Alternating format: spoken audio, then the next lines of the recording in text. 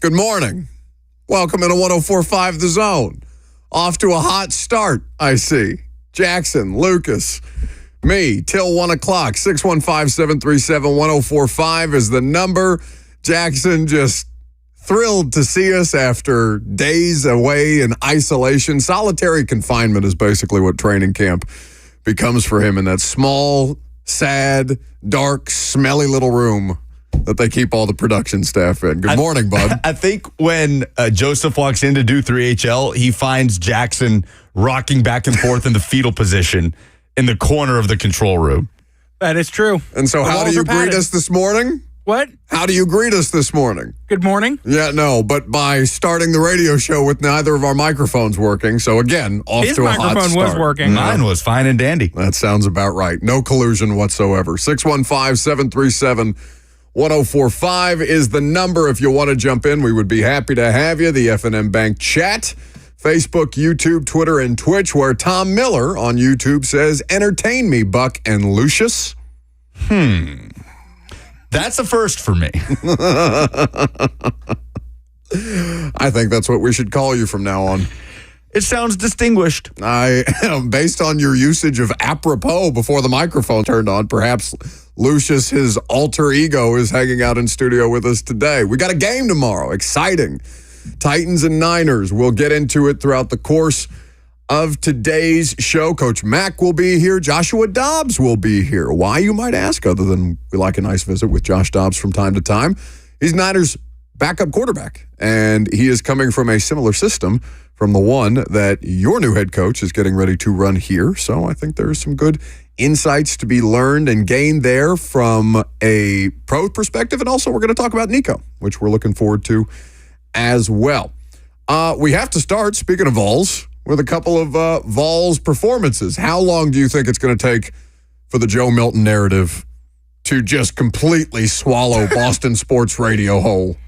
Has it already? I don't know. I mean, watching last night, I'm assuming everybody had the Patriots TV feed. I don't know if you caught any of the game live. I did. I had the NFL Network broadcast on, like, in the background during prime time, and then kind of on, I went back and watched Milton afterwards, but it was just the game itself was on in the background. The Patriots television feed was on NFL Network. Yeah. And the McCourty twins are doing color. That was cool to see. But they're already glowing about Joe Milton up there, and he did nothing to stop that last night. 4 of 6, 54 yards, a 38-yard touchdown strike. Is that Joe Milton's music I hear? Is that a backflipping quarterback in the back of the end zone launching rockets to Patriots wide receivers? I was desperately hoping he would do a backflip after that 38-yard touchdown, which was a great throw. A bullet down the left sideline. Well, the receiver was also wide open to Jaquay Jackson. Milton should have been 5 for 6. Keyshawn Butte dropping a third down, what would have been a third down completion to move the chains. Butte did have a nice night other than that one drop, but Milton looked poised. He's running around and making plays, making defenders miss in the backfield, reversing field and running for first downs. This is going to be fascinating to keep up with. The most awkward not slide attempt I've ever seen, though. Yes. In my life. On the 13-yard, like the crazy run, the end of it was just came to a very awkward and abrupt end. Seen that a million times. I was about to say, let me just have the whole Joe Milton experience, Jackson. I don't want just the good. I want also the things that make you say, like double take when Joe Milton is out there playing quarterback. Well, there were no overthrows. Right? I mean, that is part notable. Of the Joe Milton experience. But yeah, the like running in open space and sort of slowing down and kind of falling forward through a defender, very, very Joe Milton of him. What a delight. And on a game or during a game that was otherwise pretty gross, and weather having a big part to do with that. Shocking that game was gross. Carolina, New England, when I saw that was the first preseason, well, I guess it's not technically the first preseason game that we're being acclimated back to, but with the Lions game, the Lions and the Giants, a different kind of a story because Hendon Hooker comes in the game, provides a little bit of a spark, and then in another game where there was precious few highlights to be pulled, he is really the only thing that draws your attention and mostly drew your attention after the fact because he leaves the game with a concussion. So Really unfortunate circumstance for him. I have not seen any, news on how soon he might be available. Obviously he'll go through the protocol for at least the upcoming week. But outside of the 14-3 preseason loss for the Detroit Lions and the New York Giants, it was a lot of optimism around the two of them, and then one having success, one leaving under disappointing circumstances. But flashed, Hooker, that's the first time he has played football in a game environment since the South Carolina game, 2022, when he tore his ACL. He was 5 of 9 for 36 yards, had 4 rushes for 34 yards, had one 16-yard run where he hit the truck stick at the end of it. Eric Gray flashed in that game as well. Had only 4 carries for 52 yards and 2 touchdowns. There is an interesting running back battle kind of brewing in New York in the absence of Saquon Barkley. So Gray helping himself there. But I don't know if Hooker is a shoo-in for that backup job in Detroit. He did not get the start yesterday. Nate Sudfeld did. And it took a while for us to actually see Hendon Hooker. So that's an interesting battle. But both of those guys seem like they're going to make it tough to be left off the initial 53, especially Milton. And that was part of the commentary yesterday. The Patriots commentary after the touchdown pass, they're saying, I don't know how you leave him off the initial 53. He's going to get swept up. So do the Patriots keep 3 quarterbacks? That feels like the only option. I feel like it's going to become more and more commonplace for teams to keep 3 quarterbacks, though, especially with this emergency quarterback rule.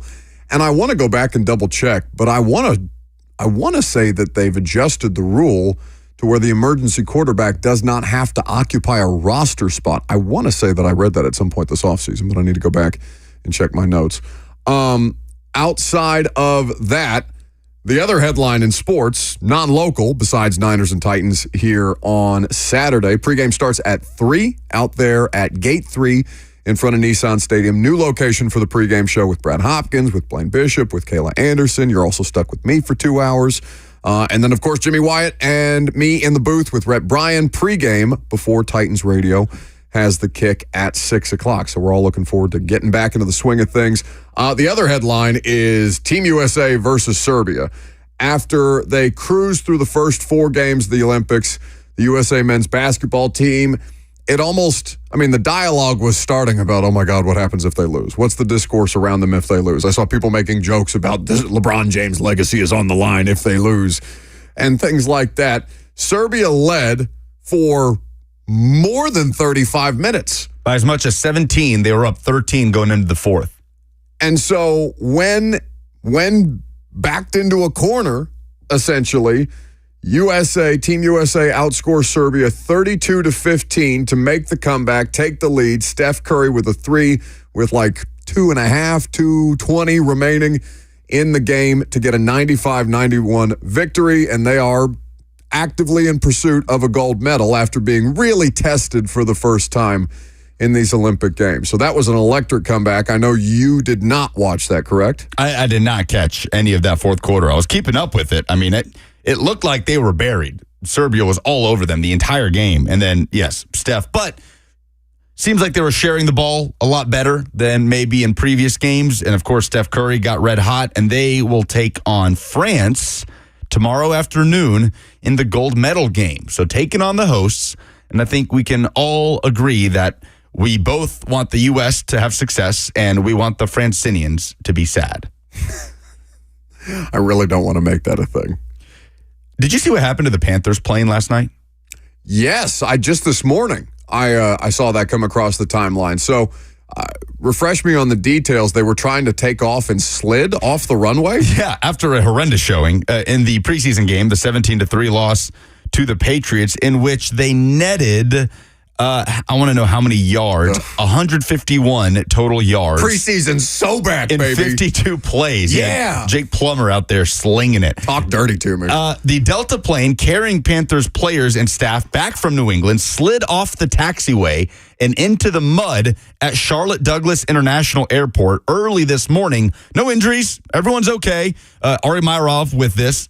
I love that he added, Delta apologized for the inconvenience. Delta bad. doing a lot of Delta, Boeing, all these airlines, all these different airplane manufacturers, everybody issuing apologies of late. I cannot even imagine just how miserable that must be to be on that plane. You've been through a dreadful preseason game. You're ready to get the hell out of there. You finally land back home in the wee hours of Friday morning just to slide off the runway into the mud, and God knows how long they had to sit there before it got sorted out. It's still not as bad, and, again, thank God that nobody was hurt, but this is still not as bad as you remember the Steelers plane having like an oil pressure failure, having to make an emergency landing in Kansas City? They had a couple issues last year with the Steelers get a new plane. team plane. Like, I feel like the Rooney family has the money. I'm sure the situation has been addressed since then, but nothing worse than logistical travels, whether you're just going to BNA or taking a team charter from preseason stop to preseason stop. All right, coming up next, speaking of preseason, who needs to have a big one on this Titans roster to try and secure some of these roster spots? You'll hear from Brian Callahan throughout the course of the show today. Don't forget, Josh Dobbs going to join us at noon. I'm Buck Rising. It's 104.5 The Zone.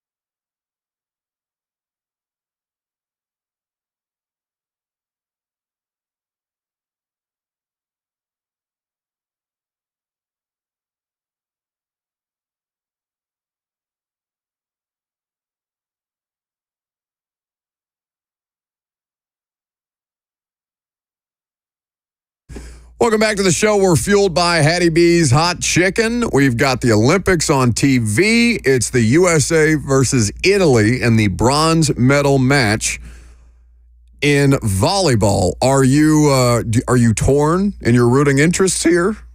This has happened a lot in these Olympics. A lot of Italy versus USA? A lot of Italy, USA, Brazil versus Italy, Brazil versus USA. Your Italian family call you and tell you to, put aside your American heritage and things like that and just embrace your Italian roots? The family group chat has been really fun because Brazil and USA play tomorrow in the women's gold medal match.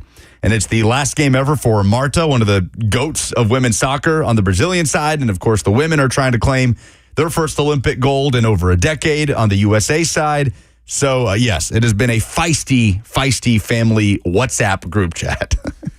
WhatsApp group chat. That is definitely the definition of international texting. I love that for you. 615-737-1045 is the number if you want to join the conversation. We'll talk training camp stuff with Coach Dave McGinnis here at 11:20, even though Lucas rudely left him off the show tweet today. I did notice. Oh, no. I did notice that. No. I don't know what you're talking about. You're falling apart at the seams. I don't know what you're talking about. Tough scene. You hate to see it. All right, so with this preseason game, Niners, Titans, coming into Nissan Stadium, they'll have 2 home preseason games at Nissan Stadium, and they'll have a Sunday afternoon game in New Orleans on the road to conclude the exhibition portion of the year. Players who need to have a big preseason. I guess before we talk about this, and you can chime in if you want to, Facebook, YouTube, Twitter, and Twitch, you got the F&M Bank chat. If you want to call in, 615-737-1045. Which player on the roster do you think really needs to distinguish themselves in the preseason? Let's start here first, though. How valuable, how important, if you're an NFL coaching staff, is the preseason games, or are the preseason games, versus the actual training camp practices? Because I do think that a lot of times we can assign too much value to preseason performance because that's the thing that the vast majority of people see, right? That can impact narratives the most because it's publicly consumed at a larger scale for the first time at any point in the offseason.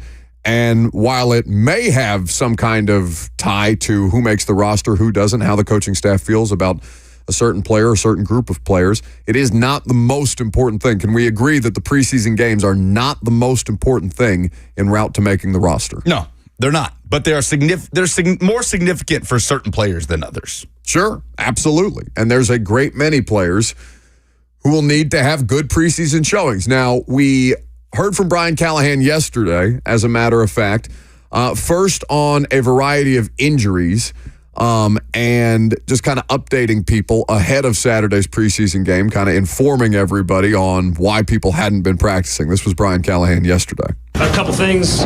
Nick Vanette was out. That's a veteran rest day for Nick. He also will not play in the game on Saturday.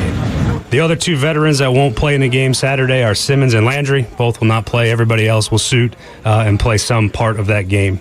As far as injuries go, that's new. Leroy Watson had a small knee issue. He's week to week. He'll be out for the game. Cedric Gray had a shoulder, did not practice today. He's questionable to play in the game. We'll see what the next couple days bring for him. Caleb Farley is out with a hamstring. He'll likely be out for a few weeks. Jojo Doman had a low back issue yesterday. He sat today. He's questionable for the game. We'll see again, like Cedric, what the next couple days bring. So that is Brian Callahan yesterday updating some injuries and who is going to not participate in the preseason. Did he mention Jamal Adams in that clip? No, and he didn't mention L'Jarius Sneed either. Jamal Adams is not going to play in the preseason. He did not practice again yesterday. He was on the side. He's been on the sidelines pretty consistently, but it is not the expectation that they're going to toss him out there after he's missed this time dealing with what they've called soreness and rest. So where are we at on Sneed? Sounds like it could be a toss-up based on his plan without physically seeing the plan myself, like having an actual copy of what his day-to-day looks like. I don't think anybody but the training staff could answer that directly, and they're not commenting on what he has said, Lucas, that if he's up to it, that if that's the plan for that particular day, then he's down to play in the preseason. Kind of gave an Aaron Rodgers answer about it. I don't know if you've been paying attention to that whole ridiculousness the last couple of days. But he's saying, yeah, if it's a part of the plan for me to play in the preseason, down to play in the preseason. But if not, my goal is to get to the regular season. So I don't know. I don't know if he's necessarily risking anything by playing in the preseason. But if it's not a part of his plan, then he won't play. So, who does need to have a big preseason for this Titans roster? Because it doesn't just have to be the starters, even though sounds like you're going to see the vast majority of the starters. This is the rare time where a preseason ticket is almost worth the value to actually see some dudes who you expect to see play on Sundays. I'll start with Treylon Burks. I do think it's important to see him execute in game situations. We've talked about him a lot. He's going to have a lot more opportunity with Hopkins basically going to run up either to the start of the regular season or a couple of weeks into the regular season based on his level of readiness with the knee strain. So Treylon Burks in the preseason, need to see him execute. I don't need to see him play a ton, but I would describe his level of practice execution as inconsistent. And that's been the book on Treylon Burks. Doesn't mean that he can't put it together. Doesn't mean that there aren't growing pains associated with the new offense, quarterbacks, whatever the case might be. He doesn't have to look perfect in the preseason, but he does have to produce. He does have to execute. We have to come away, or the coaching staff has to come away, feeling good about, legitimately good, not just paying lip service to the idea of, oh, he's out there, he's working really hard, this, that, and the other. No, you have to have actual confidence in Treylon Burks being able to be a starting wide receiver, because the possibility of him needing to be in week one is very real. Problem is, if the starters are out there for 1 to 2 series, then the opportunities to show something in the preseason are extremely limited, right? Because let's say you're talking about a run play here, a play action dump off here, another run play, rip off another big play to Calvin Ridley, and then you sputter and you kick a field goal, and then the offense is done. And Treylon Burks hardly had a chance to show anything. So I do hear what you're saying, but the opportunities are far and few between for Treylon Burks if they're only going to be out there. Why do they have to be? Why does he only have to be out there with the starters? But at the moment, he is the starter. Sure, but I have no issue with him. He is not so, invaluable with Nick Whisper-Kikina on the roster that I think he can play a few series. Now, that's fair. Here's what you can debate, though. Because Brian Callahan brought this up in his visit with Mike Keith and Amy Wells on the Official Titans podcast, right? The reason that they didn't play as a Bengals offense, Joe Burrow in the preseason last year, that didn't play the starting offense in the preseason last year is because Joe Burrow's hurt. So if your goal with Treylon Burks is specifically with Will Levis, then that might alter the conversation, right? But I think that he needs to get to the point where he's comfortable in his role with all three of these quarterbacks, in essence. I don't think that there should be anything to stop Treylon Burks from playing a half tomorrow night. Who do we add to the list of guys that get them off the field after that second series max? On offense, Will Levis, right? Basically left to right, center to left on the offensive line out of there. Yeah. Get him out of there. Dylan Radins probably plays a decent amount tomorrow. Well, okay, outside of right guard, Rupchich and Radins are going to play. Yeah, NPF, it would not hurt NPF to be out there tomorrow. I'm so scared of injury to that group. Yeah, but let Ridley get off the field tomorrow after he kind of goes out there, goes through his routine. And then who else? Who else are you talking about? Because I agree with you. I'd like to see Burks play at least a half. I don't think I don't think you need to run Tony Pollard out there in a preseason for that matter. Like running backs, I think are a different conversation. Get Pollard and Spears a couple of snaps. Chicken Wiley, I'm good with. Let it roll. Yeah, sure. Try him in a couple different personnel groupings. Try him together. Try him separate. Try him inline. Try him move tight end. However you need to distribute that, I'm totally fine with that. I don't necessarily think Tyler Boyd needs to play a ton either. Yeah, I'm with you on that. So wide receivers, 29 plus, and your starting offensive line and quarterback, and the running back. So basically everybody get him out of there. Speaking of wide receivers, Jaquan Jackson needs to have a good preseason. He is being outplayed, I think, by both Mason Kinsey and Kyle Phillips to date. He's buried at the moment. He has not shown up on the unofficial depth chart in terms of punt returner, which was a big mark on his resume coming out of Tulane. He is on the unofficial depth chart, third in terms of kickoff returners, and he is behind Tyler Boyd, Kyle Phillips, and Mason Kinsey in the slot. So if we are to assume Tyler Boyd will not play a lot in the preseason, then there's going to be a battle there between Phillips, Kinsey, and Jackson. And Jaquan Jackson has not been someone we've talked about really much at all throughout the course of training camp through the first 2.5 weeks. Jackson, do you have one? Yes. I think it's got to be. You didn't have one. No. I just asked you if you were prepared for this. I In your was, ear, but off like, the air, so I that thought we you were didn't going to have go. this. I wasn't ready to go 5 seconds after you asked me. Thank you for your contribution. Okay. Well, we're going to skip. I guess we're going to skip you. That's cool. You can't name one player. I swear to God. Player that has to have a good preseason. Oh, Matt Jackson. Matt That's who I was Jackson. going to go with. Matt Jackson, I feel like the safety room's just gotten more There's crowded. 90 players on the roster. You could have picked anybody and Matt just Jackson. said a couple of words. I picked one. Matt Jackson, the safety room's been super crowded with the addition of Quandre Diggs and Jamal Adams. Stop laughing at me. You're faking your way through it at this point. He's had a nice practice, got a few interceptions, but I think he needs to show up in an actual game. The chat feels bad for you. Yeah, They're saying, take mine, Jackson. Take Jalen Harrell. They're offering you up submissions. Offering up submissions. Unbelievable. I can't see the chat back here. Oh, man. Jalen Harrell is a good submission. I mean, after Brian Callahan touts the 7th-round rookie yesterday. Was it yesterday? Yeah, yesterday after practice. Then let's see something. If he's a 3-down outside linebacker, let's see it in the preseason. And he's going to get the opportunity to show it. Brian Callahan, speaking of his complimentary words towards the 7th-round rookie out of Michigan, this was his thoughts on Jalen Harrell yesterday. The one guy I have to single out that's been fantastic is Jalen Harrell. He has come in and done everything right.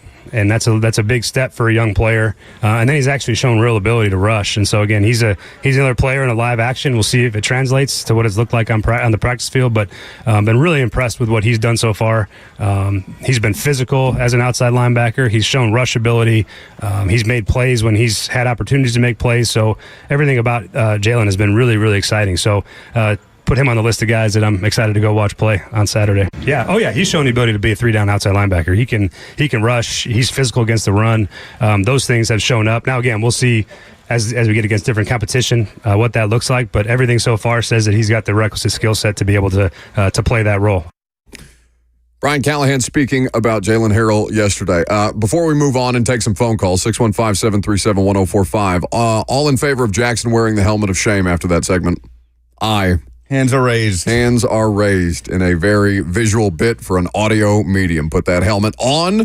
For those of you watching on the FNM Bank chat, Jackson will now, that's the only time we put Jackson on camera is when we force him to wear the helmet of shame for being inept at any of our jobs. Yes. But more often than not, as of late, big guy, you're wearing the helmet.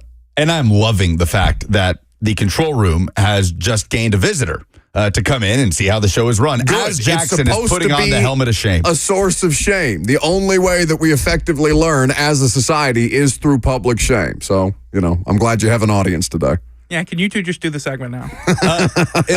In all seriousness on Harrell, how much does a guy like Jalen Harrell have to show in preseason games for the Titans to feel like they don't need to make that veteran edge rusher ad before the season? Okay, so how much does he need to show is an interesting way to phrase the question.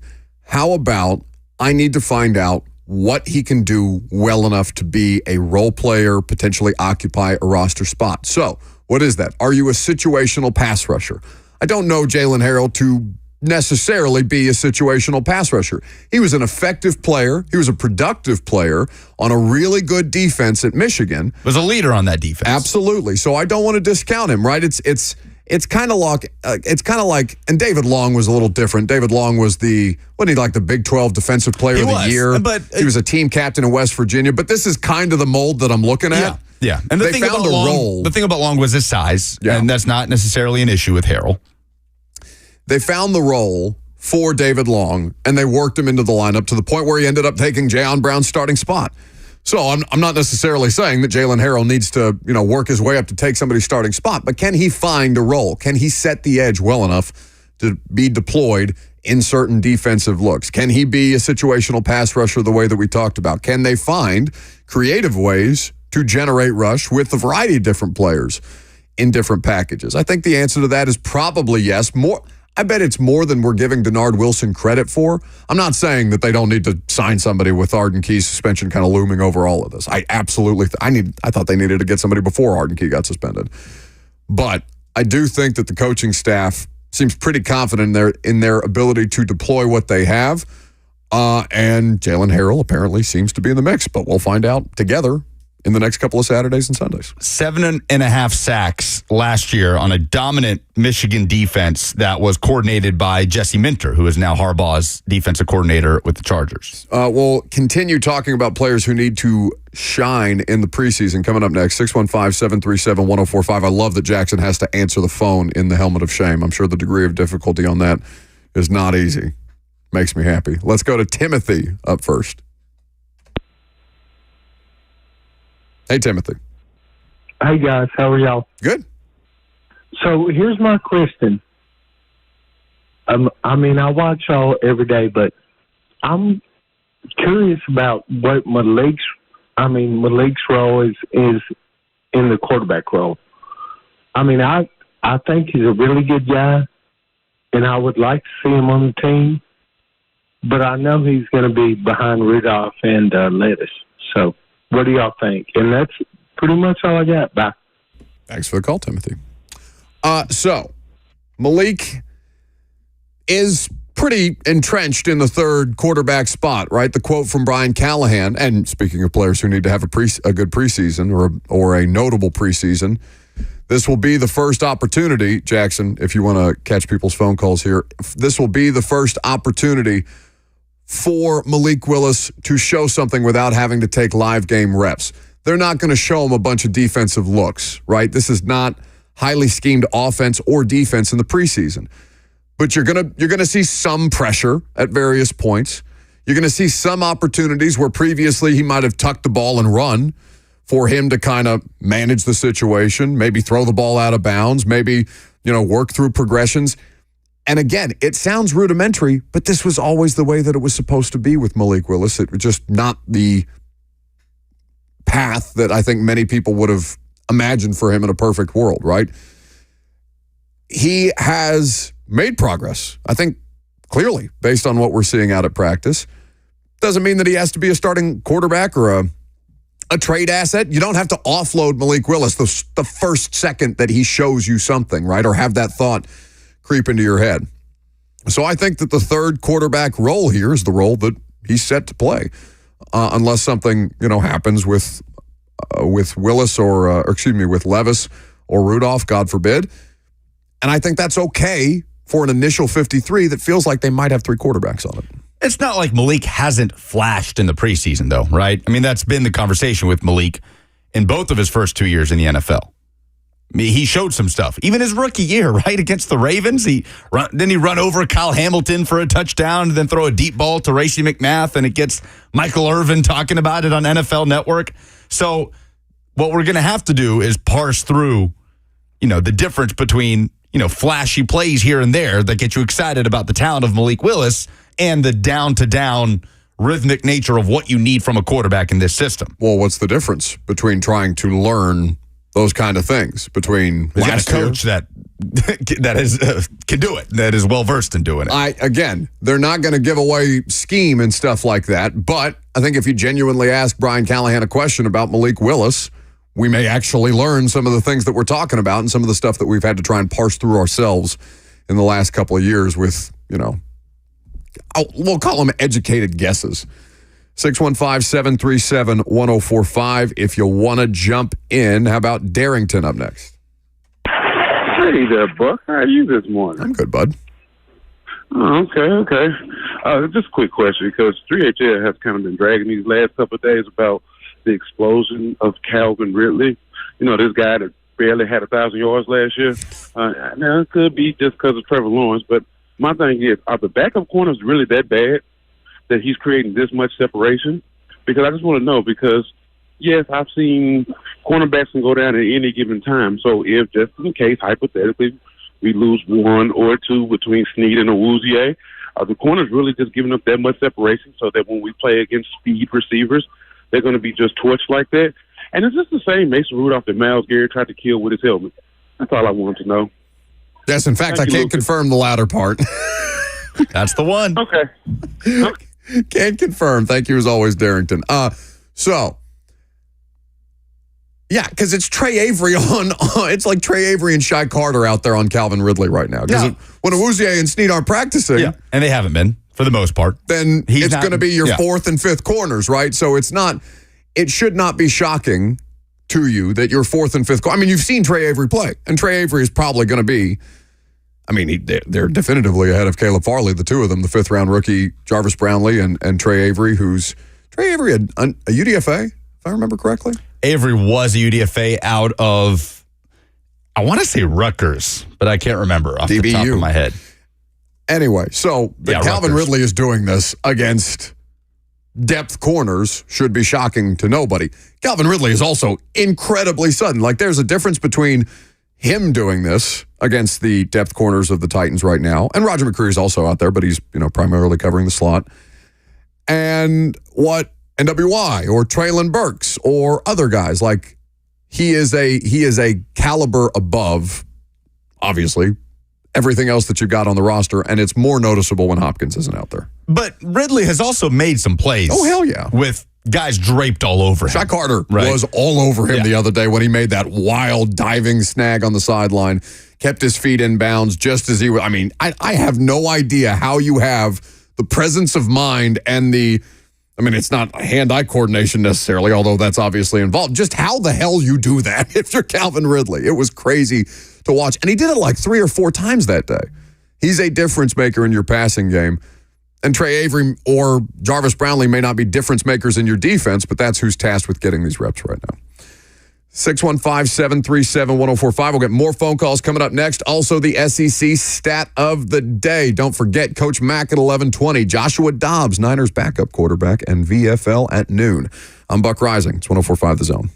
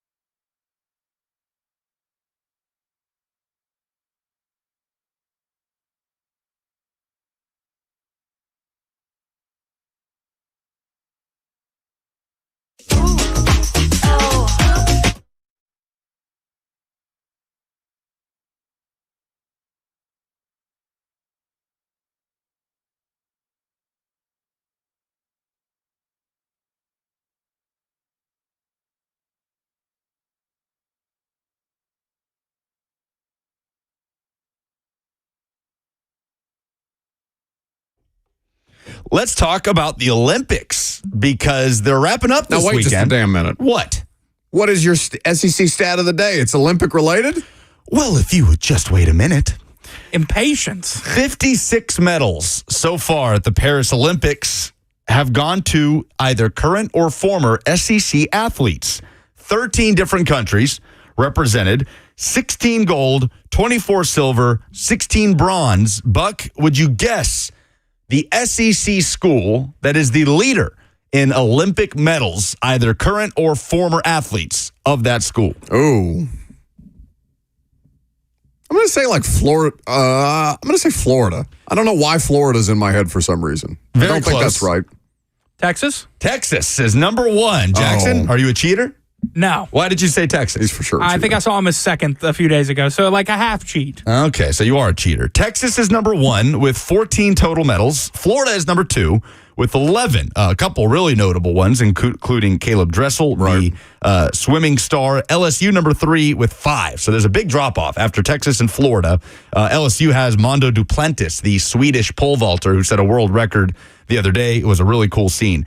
Tennessee only has 3. The Vols kind of near the bottom, and they are 1 silver medal. Erica Connolly, who won silver as part of the women's 4x100 meter freestyle, and 2 bronze. Sierra Burdick, a bronze medal winner with the women's 3x3 hoops team, and Mona Mishani, I hope I'm saying her name correctly. I'm sure you're not. The Irish swimmer who finished bronze in the women's 100 meter breaststroke. Vanderbilt has 1 with Lily Williams, a gold medalist in the women's team pursuit in cycling. So the SEC is very representative in a lot of the stars of the Olympics. Sha'Carri Richardson, I think, has had a disappointing Olympics. But she had so much hype around her because of the backstory and the disqualification the last time around with the marijuana the marijuana testing. But yeah, I think relative to the hype buildup around her and also the marketing campaign, because a lot of like Nike put a lot of marketing dollars, a lot of commercial, a lot of visibility for Sha'Carri Richardson. So tough spot, but you got to be able to live up to the moment. Tough spot. Noah Lyles was almost a Florida Gator. So I don't think he actually counts for Florida. Obviously, the star track runner. He committed to run for Florida, but he and his younger brother turned pro and signed with Adidas instead of going to Florida to run college track. So how's his relationship with USA Basketball right now? It's contentious. What the hell just happened there? Yeah, so Noah Lyles, especially after last night's win against Serbia. If you missed it, took a shot at just basketball in general for calling themselves world champions when a team wins the NBA title. He was like, world champions of what? The U.S.? And I guess his contention is, if I win gold, I'm actually a world champion. There are runners from every corner of the world. Where do you stand on that? The world champion thing in American I agree sports? with him. I think it's a little ridiculous because especially with, I think it's different by league, right? Like the NHL is so international, like few and far between. There are American players, of course, but it is vastly more international than it is the National Hockey League. So that they might be the world champions in hockey, I would be able to accept that. And it's not like, certainly based on the draft this year in the NBA, the game is getting more and more internationally skewed. So you could probably make the argument as we get further, depending on how guys like Wemby and SARS and the rest of them pan out. But it's always a little bit like side eye for me when they say the world champions and they've just won the NBA title. I think it's the funniest in football. I think it's hilarious to call yourself the world champion of American football, of a sport. Yes, of a sport that this is the only country that anybody cares about. As an NFL reporter, that is very NFL. Yes, that's always been funny to me. Like, I don't know if that was something that happened on the other side of the world. Like, if I can't even think of another sport that is so singular to one country, like American football is to the U.S. Is there any sport like that? That is just for that one, like cricket is cricket's international. Rugby is very international. I'm sure there's some kind of sport that you and I know absolutely nothing about. You want to showcase our international ignorance for the world? Bug Rising. This is the big voice from behind the curtain. Oh, for God's sakes. I knew he was going to chime in here. This is the big voice from behind the curtain. What is the level of security around here that people can just infiltrate the show? It was on the way. What league does the best players in the world play in, including, when I say world, Europe, everywhere? China, everywhere. Whether the best players in the league, what league do they play in? They play in the NBA, Slay. Okay, so why would they not be considered the world champs if the best league in the world, where everybody is trying to get to, is considered the world champions? Why do you have why are you picking at that? I really think it's just in the title. It's the National Basketball Association, and then all of a sudden it goes from national to international. Like, I get what you're saying, but it's the hang up on NBA. And when you have national in the title of the league, it's hard for me to declare you world champs. Yeah, but if you pick a guy from every league that's the best in the world and you put him in one league, that's the umbrella it falls under. That doesn't mean that's not the world's. So, Jokic is the best player, correct? Oh, yes. In the NBA right now, absolutely. In the NBA. And if you say he's in the NBA, he's really the best player in the world, honestly. Yeah. So Nikola Jokic is the best player in the world. What if we compromise, okay? What if instead of calling it the NBA Finals, we get the World Finals, right? Because it's called the World Series in baseball. Well, we're about to have the World Finals tomorrow. That's what they're moving it to. That's what the whole idea of the Dream Team was to do, to globalize the game. So now that the game is globalized, you still have it under that umbrella. They are trying to expand it to having NBA teams over there where you get rid of the Euro League, but that doesn't mean the Euro League is still not comparable to the NBA. You just have the best players being plucked and poached from there. Now, maybe it'll be a challenge moving forward that some people will stay in the Euro League and play in that league instead of moving on to the NBA. But until then, the best league in the world is the NBA. So if you win in that league, you are considered the world champions. What's that noise in the background? That's getting. I'll tell you what that noise is. It's Friday, and it's time to get fried on louder. Just a little louder. Oh, they're escorting him off the stage. He's getting the hook. He's getting the Oscars music. Nobody is immune from the Oscars music. Ron Slay, 3 to 6, 3HL. The level of security around here perpetually disappointing. I get his logic. Oh, I get his logic. I understand, but also I think it's in the name. The hang up for me is in the name. Sure, but we are going to actually determine the world champion of basketball when the U.S. takes on France in the gold medal game. The F&M Bank chat is pointing out Aussie rules football, the example of a sport that another country that's just what they do and nobody else does it. So when the Aussie rules football championship happens, I wonder if they call themselves world champs, because I think we would laugh at that. Say nobody else cares about Aussie rules football. Oh, yeah, because we'd run around in our back-to-back World War champs tank tops and things like that. Be like, no, you're not allowed to. We are. So I accept it for the NBA, for the NHL, for the MLB, with how international those leagues are. I don't think in football we should be calling it world champs. Okay, we'll get to your phone calls on the Titans in the preseason, because I see a couple of you who want to chime in. We will also talk with Coach Dave McGinnis of Titans Radio, Joshua Dobbs, former Vol, current 49ers backup quarterback, Titans legend Joshua Dobbs will join us in the noon hour. I'm Buck Rising. It's 104.5 The Zone.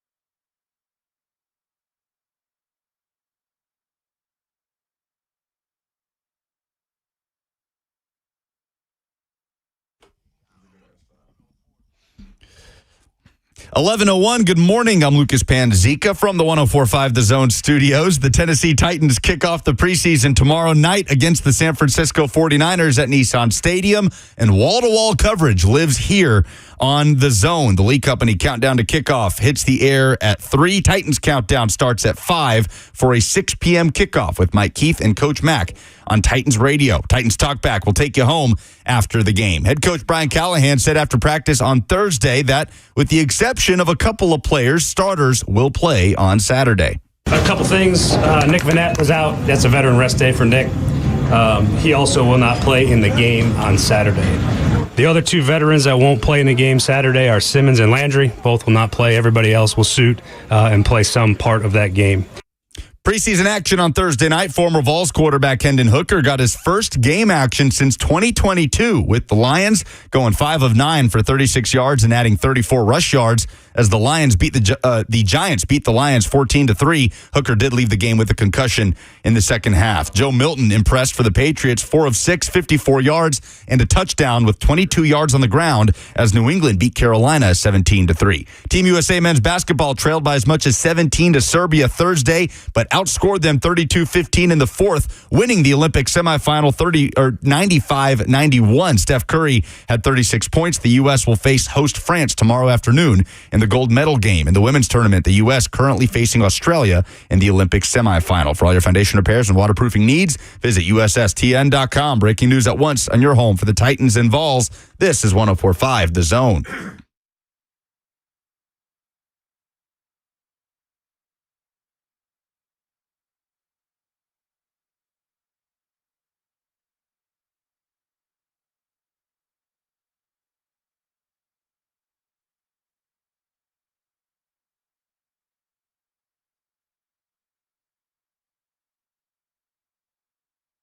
Second hour underway. Welcome in, welcome back. If you've been kicking it with us so far, we've got the Olympic gold medal match between France and Spain right now on television. We got your phone calls that we'll get to here in just a second.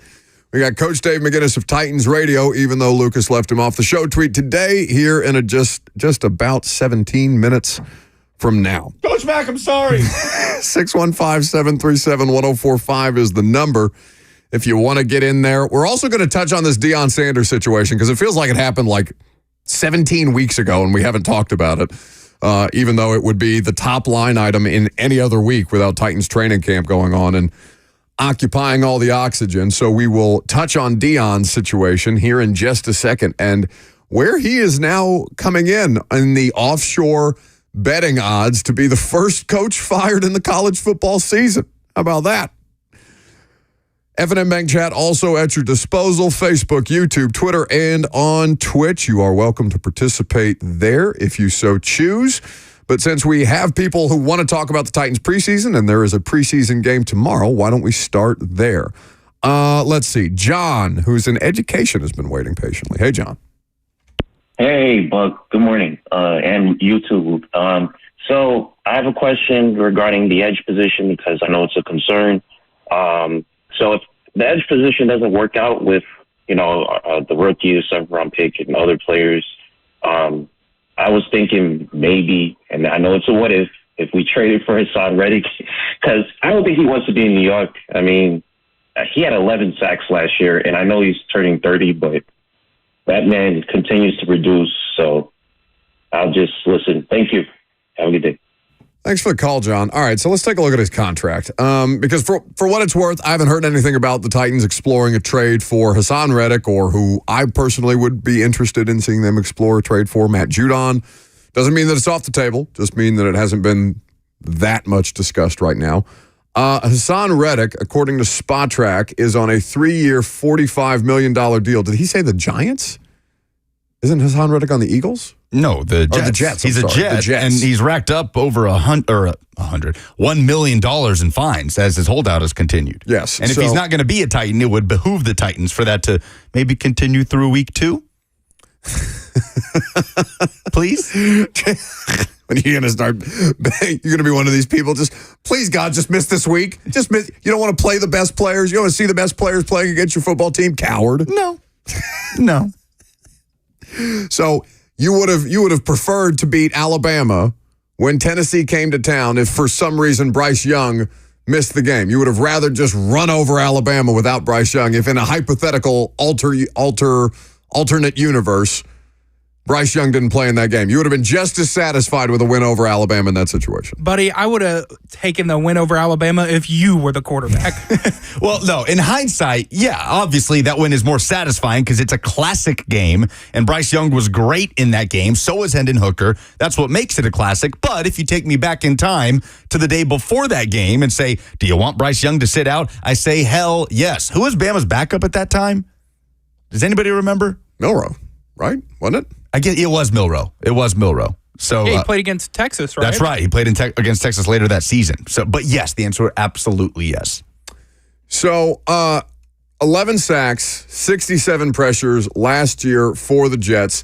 The Jets have had one edge rusher go for 10-plus sacks and 60-plus pressures in the last 20 years. So, I don't know that Robert Saleh, who's pride and joy is his defensive unit, especially given that his quarterback. Do you see Aaron Rodgers isn't practicing because of rain? Weather-related situations are keeping Aaron Rodgers out of practice now? I cannot with that. Just that whole situation is going to be all year long. He better be damn good at football again. But Hassan Reddick is an asset to the Jets defense. Even if he's being a bit of a malcontent, I can't imagine that Robert Saleh is going to let that walk. I mean, look at the Brandon Ayuk situation. Brandon Ayuk has been nothing but problematic for the 49ers, and still he remains on their roster to date, though that sounds like... Nothing but problematic like this offseason, in that he's requested a trade? For them, it's been such a headache with him on social media and missing time and putting out... What's the proper term? Just putting out things like, I'm watching Jaden Daniels' Commanders practice film right now on my iPad. Look at this on my TikTok. Like, that's kind of a pain in the ass, no? I guess so, but we've talked about it. If you're John Lynch and Kyle Shanahan, you're probably like, don't love that. Lock in. Brandon Ayuk deserves to be paid more than what he is currently paid. Oh, sure, but the way you go about doing it is probably a pain in the ass for the. You're trying to be a pain in the ass for the team if you're trying to leverage a better contract situation. Speaking of, the CeeDee Lamb situation comes to mind. Oh, Did my you see that? God, Jerry Jones. Jerry Jones says there is no urgency to get a deal done with CeeDee Lamb, and he quote tweeted it and said, just LOL. CeeDee Lamb quote tweeted. CeeDee Lamb. It's a video media. of Jerry from a Cowboys beat reporter asking him about the CeeDee Lamb contract situation, and Jerry Jones, in not so many words, is saying he has no urgency whatsoever to get a deal done with his star wide receiver.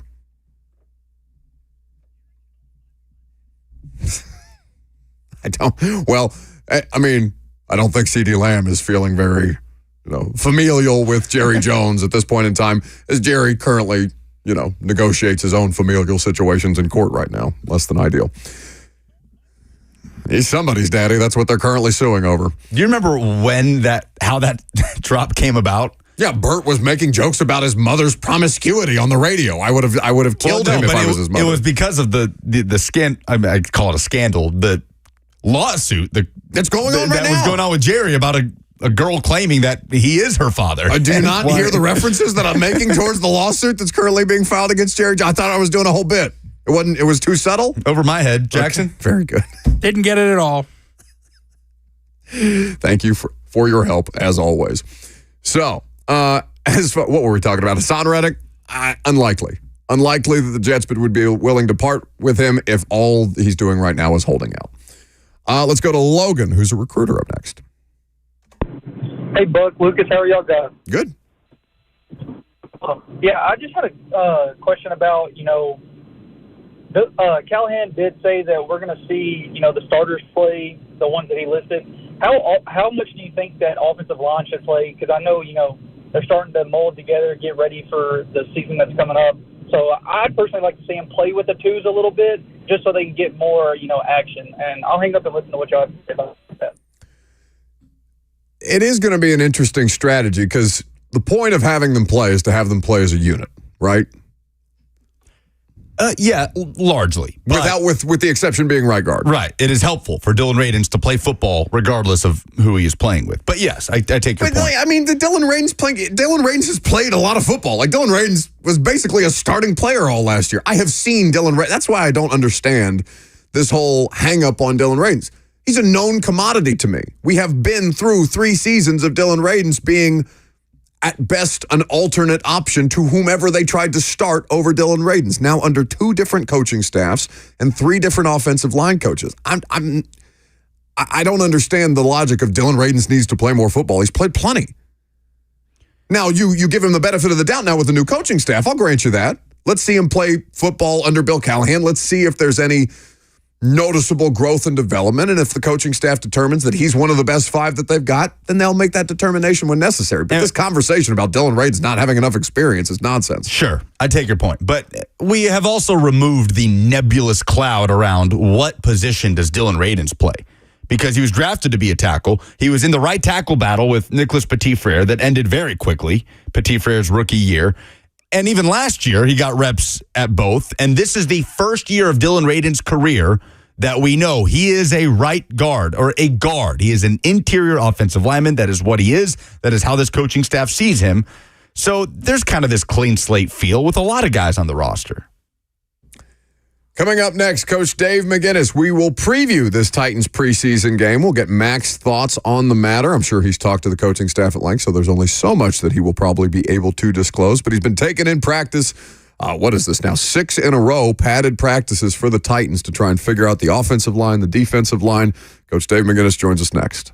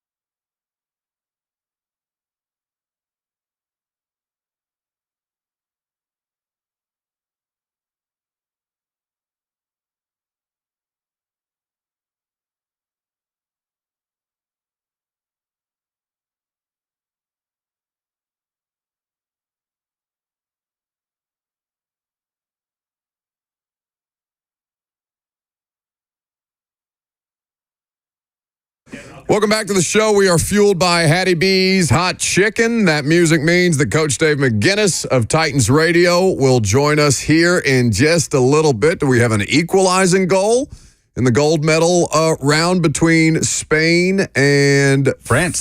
Yeah, tied 1-1. Okay, very good. Exciting stuff. Love having the Olympics on while we do the show. Love having Titans training camp and soon preseason football back in our lives. Of course, if there's Titans football, there's Coach Dave McGinnis and Mike Keith and the rest of the Titans radio crew. Titans Countdown starts at 5 after our pregame coverage from 3 to 5, and of course the kickoff at 6 p.m. against the Niners at Nissan Stadium. Happy game week, Mac. Hey, Buck. Yeah, I'm over here getting ready for the walkthrough. I didn't know that I was on today because I'm not on social media, but I have a lot of people that follow me on this radio station, said that I wasn't mentioned being on the program, so I guess I'm not. I see. This has happened since we've allowed him in the studio, Mac. All right, his dereliction of duty. Wait. Who are we talking about? His.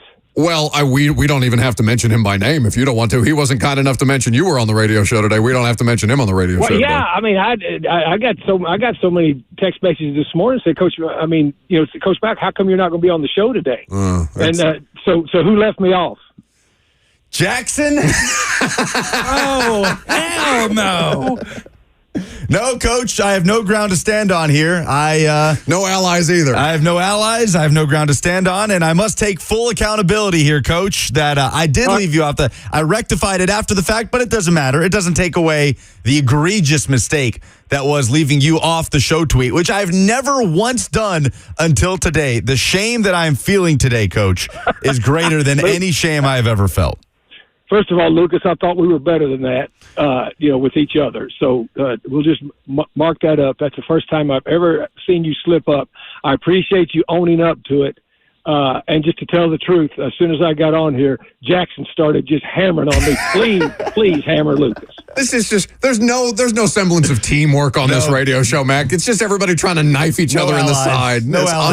Hey, this show is completely about I and me. Right. Well, it is about you when you're on. It's absolutely so. Coach Dave McGinnis of Titans Radio, presented by Two Rivers Ford, the South's most trusted Ford dealer, and your Ford Bronco headquarters. Go to Two Rivers Ford in Mount Juliet or online at tworiversford.com. So, preseason preparation, Mac. Obviously, the rosters are huge at this time of year. You have so many things that have to attract your attention and so many stories that you and Mike have to tell on top of it. What's the preparation been like this week?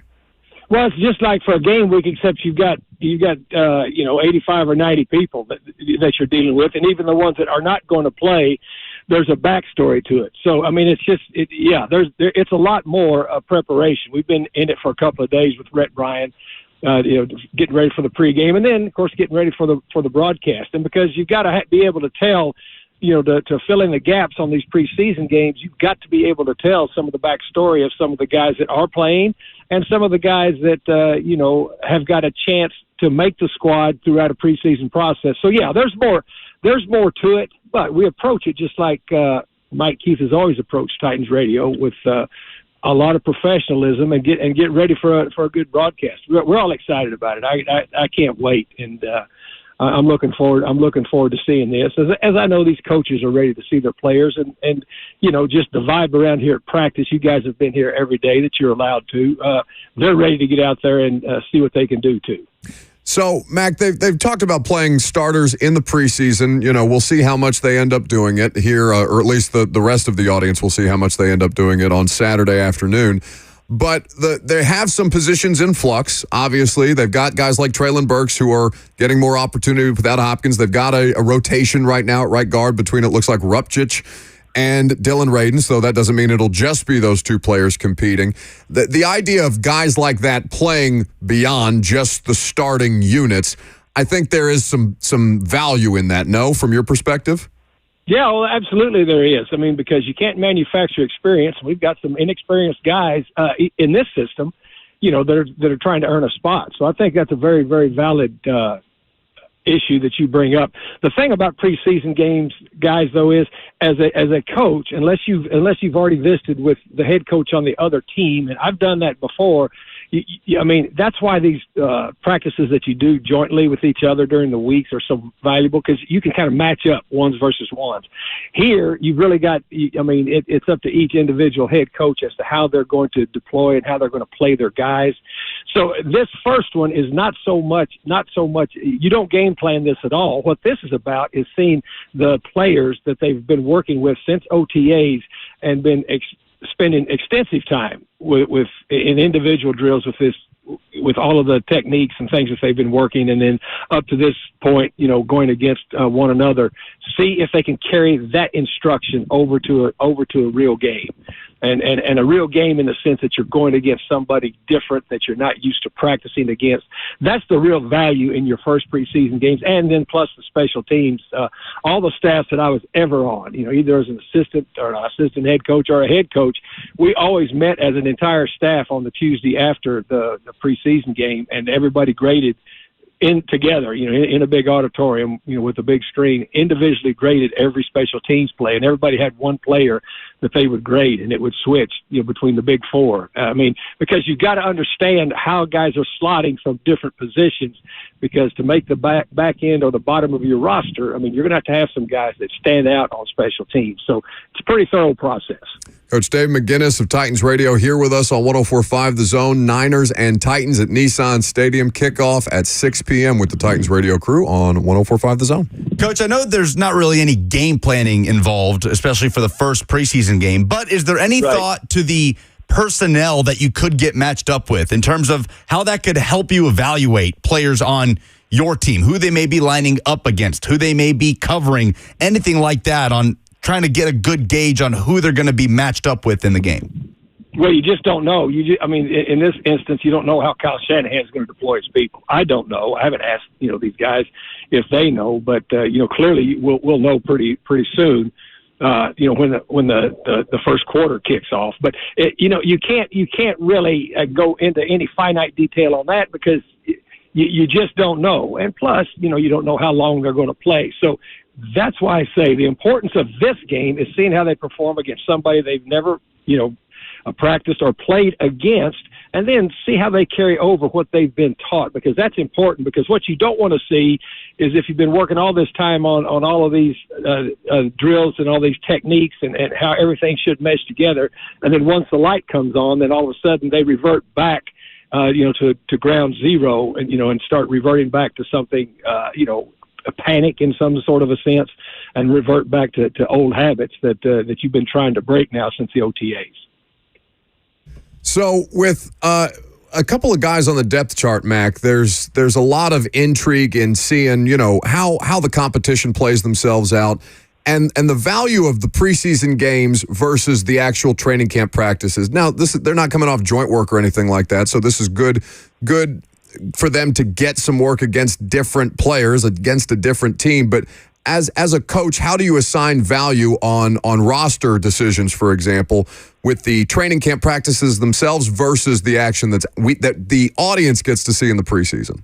They all have their place. I mean, it all compiles. I mean, I know we're this day and age we're into analytics, which I'm all for, but everything compiles into the evaluation. And so, I mean, you put everything goes in together. I mean, you don't go into it, but it goes to the fact of what I'm saying.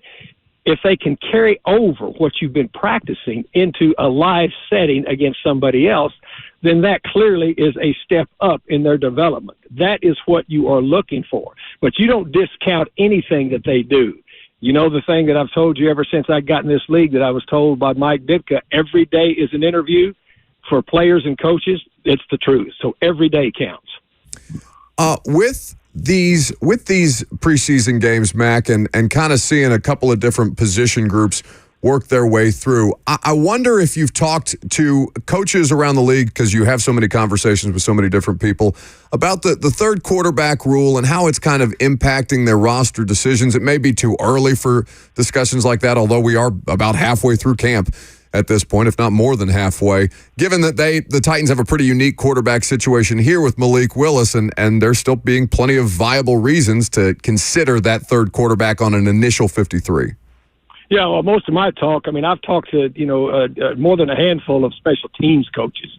around the league leading up to this, just about the new kickoff rule and the new rules in the kicking game, just to see what they've got in mind. As far as, and I can just say the consensus that I get is everybody's going to stay pretty vanilla in the preseason, but still let's start to work their schemes, in practices because it's brand new for everybody. You don't want to show anybody exactly what you're going to do. I think we'll find out more of the genesis of how this is going to work as we work through the regular season. The quarterback, I haven't even touched that. But in my humble opinion, what will happen is most teams will keep a third quarterback because of now, you're able to put a guy on, and it's not it doesn't cost you anything. It doesn't cost you anything roster wise, to keep a guy on. They're trying to what they're trying to do in this rule that they've implemented is because once you get in the middle of the season and quarterbacks start going down, which they're going to, it just happens. They get hit. There's a myriad of things that can happen to them. You still want to be able to have viable football games, and if you don't have anybody available that you haven't trained, then it detracts from the quality of the product. Coach, what are you looking forward to with the kickoff in terms of how coaches can get creative with it? Like just trying to think about different ways in which they could scheme up different things, whether it's the returning team or the kickoff team. Just with how new this is, it's hard to imagine even how the creativity can come out of what we've already seen with the vanilla style kickoffs that you're talking about. Yeah, well, I've only seen one pin and pull type scheme since I've been watching these preseason games. Everybody else is just going straight down, blocking up, trying to hit a seam. And of course, there's going to be variations of it because it is a running play. It is a first down offensive running play. And so you're going to see some different things. The coaches that I've talked to, they're not willing to tell me exactly what they're going to do, but I do know that they're going to be fairly vanilla in what we're doing now just to get an idea. And, I've even talked to some coaches that said, they've been told, we kick this thing off, it comes out to the 32 or the 35, and the next time we're going to kick it in the end zone, put it on the 30. So we will see. We will see. This is truly a new rule that everybody is learning on the run with, and that's what makes it so interesting because nothing really has been established as to how this is going to turn out. I like the change. I like the chance they're taking with this rule. Now I'm just very, very interested. I'm an interested observer as to how it's going to work once the real season starts. You guys have watched the preseason games. Right now they're butting it down there in the landing zone, and everybody's blocking straight up, and here we go. Circling back to things that you've been observing, Mac, and I know it's been more varied since training camp began than just the offensive line, but you obviously have paid close attention to the offensive line throughout the course of this thing. What have your notes been on how they've progressed as a unit now that you've been able to see a handful of practices and pads? Well, the right side is still a work in progress. The right side. I really like what the left side is from the center out. From the center out to the left side, I think they've established something. They've found something. Now it's going to take a while for them to work together, but again, Brian Callahan and Bill Callahan are both very honest. Anytime they talk to the media, they tell you this is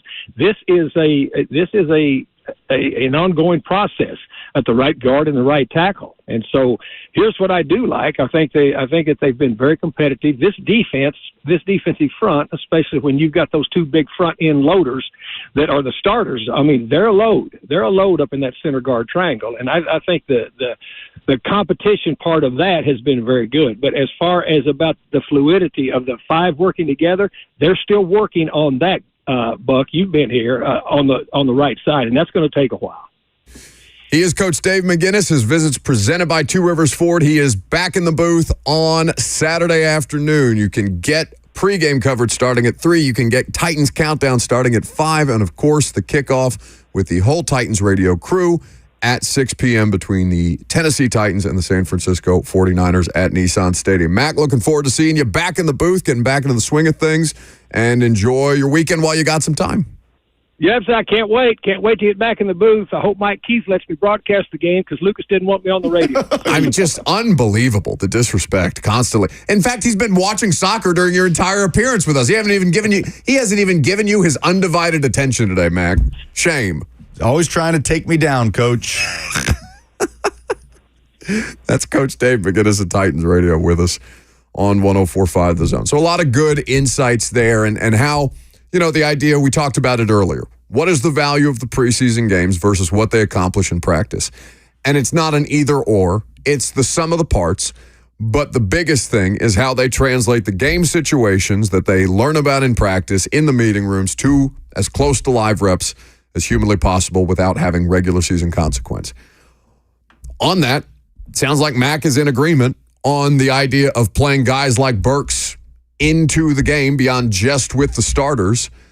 And I'm inclined to agree with him. He's healthy. I mean, as far as we know, I know he had a couple of moments where he came down pretty hard on the ground, maybe got up with a bit of a limp and stuff like that, but he has finished practice. He has been consistently available day to day. So as long as there's no risk of him aggravating a situation that could potentially be made worse by playing in the preseason, I'd be totally cool with Treylon Burks for a half. Or more. I mean, I know there are guys in this wide receiver room that need those snaps, but I don't know that we can see too much Treylon Burks in the preseason. But think about it. Like, there's not that many guys, right? Trayshawn Harrison's not practicing right now. You've got Kyle Phillips and Mason Kinsey and Kearis Jackson. You want to talk about buried on the depth chart. Kearis Jackson has not been discussed at all. Also notable, because somebody brought this up earlier on the chat, we have not talked at all about Rashad Weaver. No. And I don't know that that's a bad thing, but it's obviously not a good thing either. He's not one of these players that has grasped our attention, and I think there would be some hope from Titans fans that he would be giving or just mentioned more, being discussed more as being a viable option. But it is worth noting that he has not gotten Arden Key's practice reps. Arden Key is getting Arden Key's practice reps until he is officially suspended by the NFL for the performance-enhancing drug policy. We'll see if we get any news today on that. I mean, I've been waiting for a week for news on that.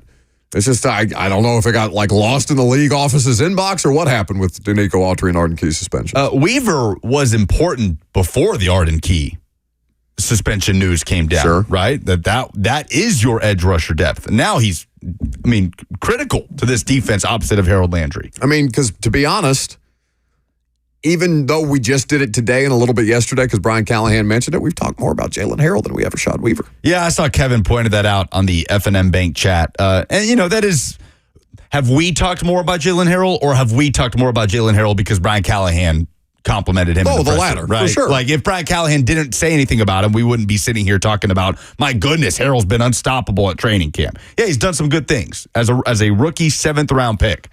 But I will say, at practice, I noticed Shane Ray more than I noticed Rashad Weaver. I don't think that's unimportant as we talk about what exactly they're going to do from an edge standpoint heading into the regular season and at whatever point Arden Key is officially suspended. I don't think that you have the confidence that Rashad Weaver can create havoc for himself, right? No, he's going to have to be. He's got to clean it up. He's got to be able to set the edge and clean it up afterwards. And that's probably where the strength of this Titans defense up front is going to need to be. A lot of those sacks are going to need to come in cleanup because the interior of the pocket has just been demolished by Devontae Sweat and Jeffrey Simmons, who have been very good throughout the course of camp. You've got Luke Gifford making a couple plays at practice the other day. Cedric Gray is also dealing with an injury, so the linebacker depth in Saturday's preseason game is going to be worth watching. How much they'll run Kenneth Murray and Jack Gibbons out there as a starting unit. I think Brian Callahan said something to the effect of Tavondre Sweat. We've been basically ramping him up to play about 10 snaps in the preseason. You want him to only play 3 because a 3 and out would be ideal, and then you pull starters off on defense and move on with your day. But conditioning for Sweat, in-game, linebacker depth, secondary depth, Quandre Diggs question mark? Because they haven't said anything about Quandre Diggs not playing in the preseason, though I don't necessarily expect them to just toss him out there after a couple of days of practice. We'll see. And of course, what we talked about on the offensive side of the football, how many series do you want to see the starters play? And beyond the starters that you have to get off the field for the sake of injury or potential injury, Radens, Rupchich, Burks, tight ends, plural. How much more do those guys play into the preseason game beyond what Will Levis is out there for? 615-737-1045 is how you can join the conversation. Coming up next, do I have tickets to give away? Is there anything in the nebulous prize bucket? Yes, we have 2 tickets to see Kings of Leon at Bridgestone Arena on September 26th, thanks to our Window Nation ticket window. Yes. Mount Juliet's own. 615-737-1045. If you want the opportunity to win a pair of Kings of Leon tickets, all you have to do coming up next is give us your Friday Fire. What gave you the feel good this week? It can be sports. It can be Olympics. It can be that there's football on your televisions last night. It can be that you won your bets this week. Whatever it is that made you happy, give us your Friday Fire. We'll give you the opportunity to win some Kings of Leon tickets coming up next.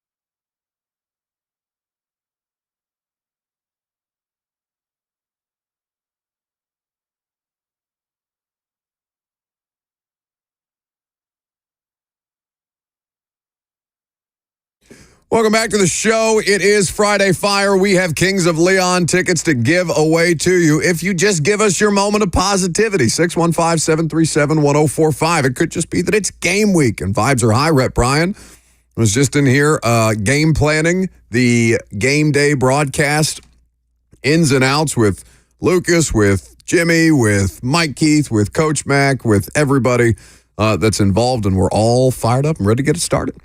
My Friday Fire is Titans related. It is our conversation, a part of our conversation yesterday with J.C. Latham. If you missed the interview, it was great. And on a variety of different fronts, because Brad Hopkins contributing made it a much smarter discussion. We had the speed round, and we got finally a decision on who the official UT is, Lucas. Eat it. You have a very interesting background, and there's an alternate universe where you're an actor. Okay. Can you tell us about this experience and what kind of actor you would be? All right, so you want to know what's crazy, right? So I was in 4th grade, right? And I only played football for a year, basketball, all that stuff. But I had this major crush on Zendaya. And at the time, she was on a show called Shake It Up on Disney, right? So they came to, I was in Milwaukee at the time, the Disney crew or whatever came to Milwaukee. They were hosting auditions, and, you know, I was nervous, but, you know, I did it. And then they said, hey, we're going to call you back for the second call. So they called me back on the second call, and, you know, I did good. And they're like, hey, we're going to do the final call. You're invited to the final call. You did great. You know, so come Sunday, and, you know, we'll let you know what you got to do. Come Sunday, I do really good, and they told me they actually wanted me to be a part of, like, the show, the Shake It Up show. So I'm like, okay, this is it. Yeah, this is. I can meet Zendaya and all this stuff. Yeah, so I was really giddy about that, you know. And then my parents were like, hey, so you're gonna have to stop playing football if you want to be an actor. Now I'm in 4th grade, so I'm like, Zendaya or football. It's kind of a clear choice. And then, you know, I wasn't, you know, we weren't financially ready for that when they had told us about the travel and the online school and all that other stuff, the acting classes and stuff. So, you know, they were like, hey, let's just let's double back to this down the road if you want, and stick with football. So I think I made a pretty good choice. It worked out. Yeah, I think there is a world out there where I am an actor. Yeah. Lucas is cringing the whole time because he's so damn loud.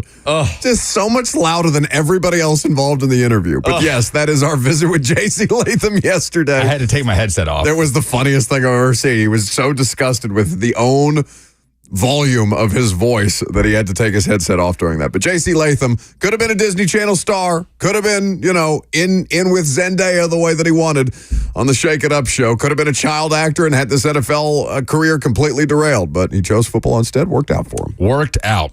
My Friday Fire is Titans defensive back Eric Gare. So we have had the great pleasure of seeing our buddy Landon around at Titans training camp practice a lot. If you don't know Landon, he is a Titans super fan who has battled RSV and has been in and out of the hospital this year with RSV-related complications. For any who don't know, it is respiratory syncytial virus, but Landon looks healthy. He looks fantastic. It is so cool to see him out there and for him to come say hi to us every day at training camp. And he has made a friend on the Titans roster, and that is Eric Gare, who just a few days ago went over to Landon's house to play catch, throw the football around, just hang out with him, play video games. And Eric Gare, I did not see posting anything about this. I didn't see Eric making a big deal of this on social media. I just saw Eric making Landon's day because we know Landon and we saw how excited he was about it, holding Eric's gloves and everything. So shout out Landon and his mom, Ashley, and shout out Titans defensive back Eric Gare. Lovely. Oh, you ready? Yeah. Okay. So Christian Moore, drafted in the first round by the Angels this past July after the Vols national championship run. Already making his way through the minors. He went through single A. Now he's in double A. And he had 2 home runs the other night for the Rocket City Trash Pandas in Huntsville, including this walk-off. From the letters. Next pitch. Let up Lace. Deep right field. Back goes Veras. He looks up, and it's out of here.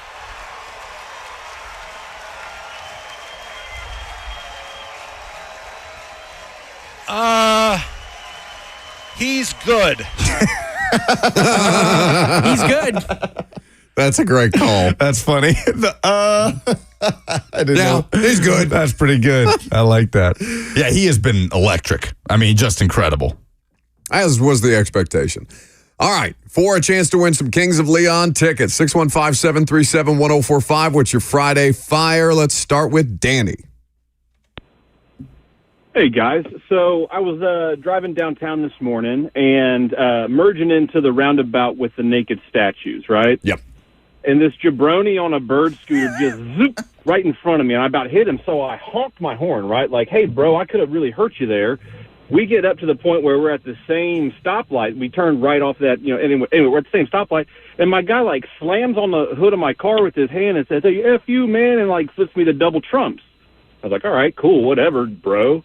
So he's, like, driving away on his little scooter trying to be a tough guy, looking back at me with a middle finger up, and he didn't see the curb, and when I say this man face planted, no, I mean he scorpioned, guys. Like, his face and his feet were on the ground at the same time, but backward.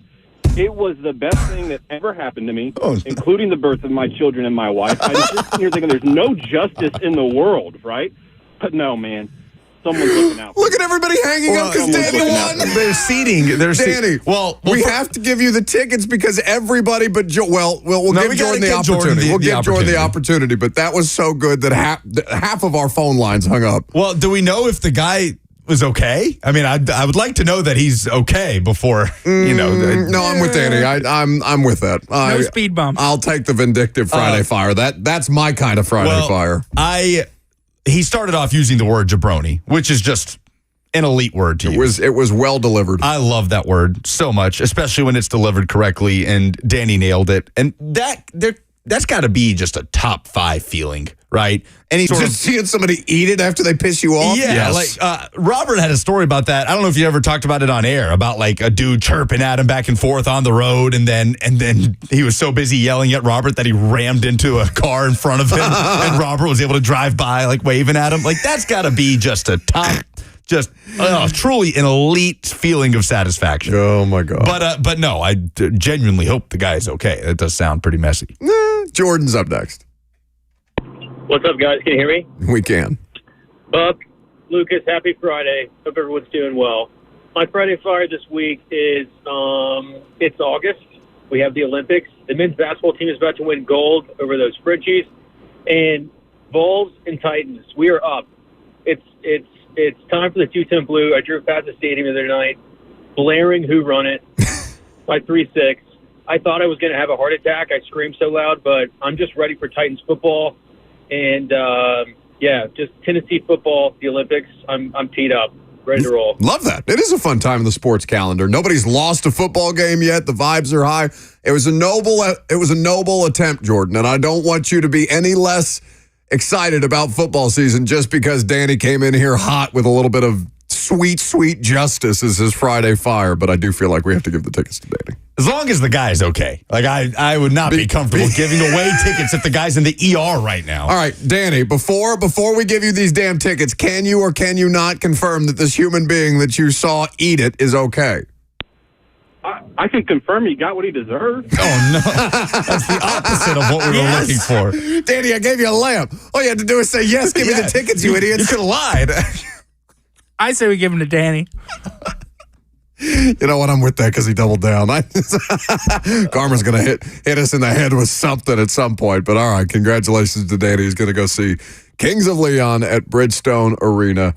What's the date on that concert, Jackson? September 26th. Courtesy of our Window Nation ticket window. Coming up next, Joshua Dobbs. Speaking of the Vols, speaking of Tennessee football, speaking of the Titans, they are playing the 49ers this weekend. Former Vol, Josh Dobbs, is the backup quarterback. He joins us next.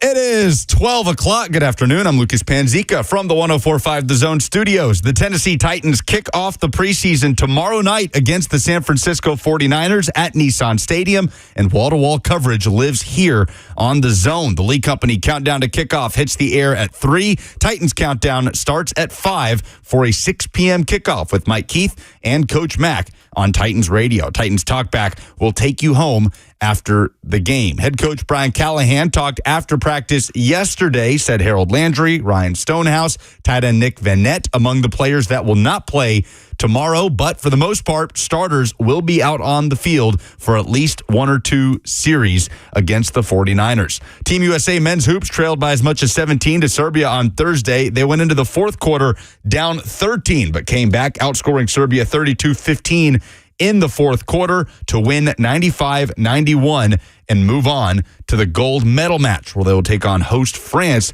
That will be tomorrow afternoon. Meanwhile, Team USA women's basketball beating Australia 85-64 in the Olympic semifinal as they move on to the gold medal match. For all your foundation repairs and waterproofing needs, visit USSTN.com. Breaking news at once in your home for the Titans and Vols. This is 104.5 The Zone.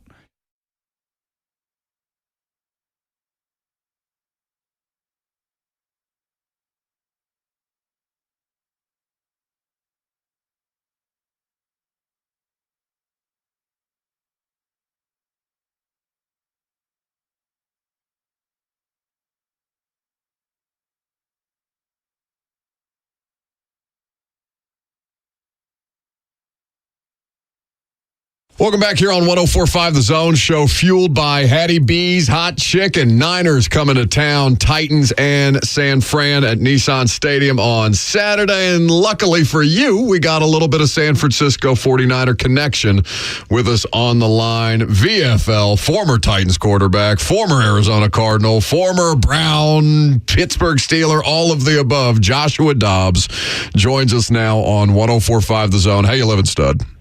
What's up, my guy? How you doing, bud? Man, I'm good. I'm just, trying to keep my head on a swivel at training camp practice, trying, keep my nose clean, these kind of things. What's life like for you in the Bay Area? What was the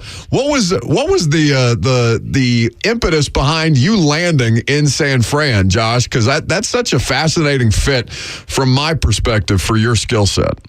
Without a doubt. Well, before we start, so I've learned, being now on the West Coast, they don't like San Fran. You got to say San Francisco, the Bay, the city. Those are kind of the three you have to go with. But San Fran doesn't really fly when you're out here. That's very California of you to correct my terminology about how I refer to the California city. I just don't want you to have your head on a swivel when you come out to San Francisco. I want you to have a nice, easy, smooth time whenever you come out to the West Coast. But all that being said, no, it's been great. It's been a great opportunity to be out here around first-class organization, and obviously with Kyle Shanahan and John Lynch and the organization and roster they built, the success has been shown over the past several years. So to be around a guy who really kind of, started his system, and you can see it throughout the league, but really the mastermind behind it, and around a great organization. I really enjoyed my time out here thus far, and I'm excited to hit the ground running when the season comes, but obviously excited to get my feet wet this weekend back on some home turf in Tennessee. Well, yeah, you're going to have a bigger crowd than the home team does. You typically do with these kind of things. The way that Vols fans, for understandable reasons, the way that Vols fans gravitate towards you. Hell, Lucas is, bowing down in awe of the great Josh Dobbs every time he joins the radio show, his icon and hero. But it is a real thing for you showing up, whether it's Thomas Edwards out there. Yeah, that's right. You got your own fan base here, fan club here, Josh. You know this. You got Thomas Edwards in the stands. You probably got in the stands at a Dobbs Titans jersey. You probably got Jack Jones running around drunk somewhere, making a big time out of it. But for you coming back here, it does have to be a certain kind of special for sure. Yeah, for sure, without a doubt. It's good to be. It's always good to be back in the city. As you said, I got my friends. Who knows what they'll be doing in the stands during the game? I know exactly what they're doing. I've just told you. Actually, we know exactly what they'll be doing.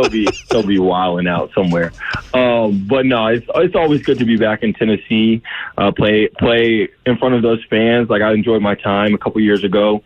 At the end of the year, coming in and getting my first real action in the NFL in Nissan Stadium, and then for the Titans. So as y'all know, as everyone in Tennessee knows, like Tennessee has a special place in my heart, from Knoxville over to Nashville, over to West Tennessee and across the entire state. And anytime I'm able to be back around that fandom, around that atmosphere, around, of course, my friends, like I always enjoy it. So I'm excited about this weekend. I don't know that we've had you on the show since you took the league by storm there last season, and I know you're ultimately the success that all of you guys are seeking is a championship, right? So the immediate success, however fleeting it might be, or however real or not real it feels at the time, like this is a significantly different place that you find yourself in after coming here to Tennessee in spot duty, making your first NFL start.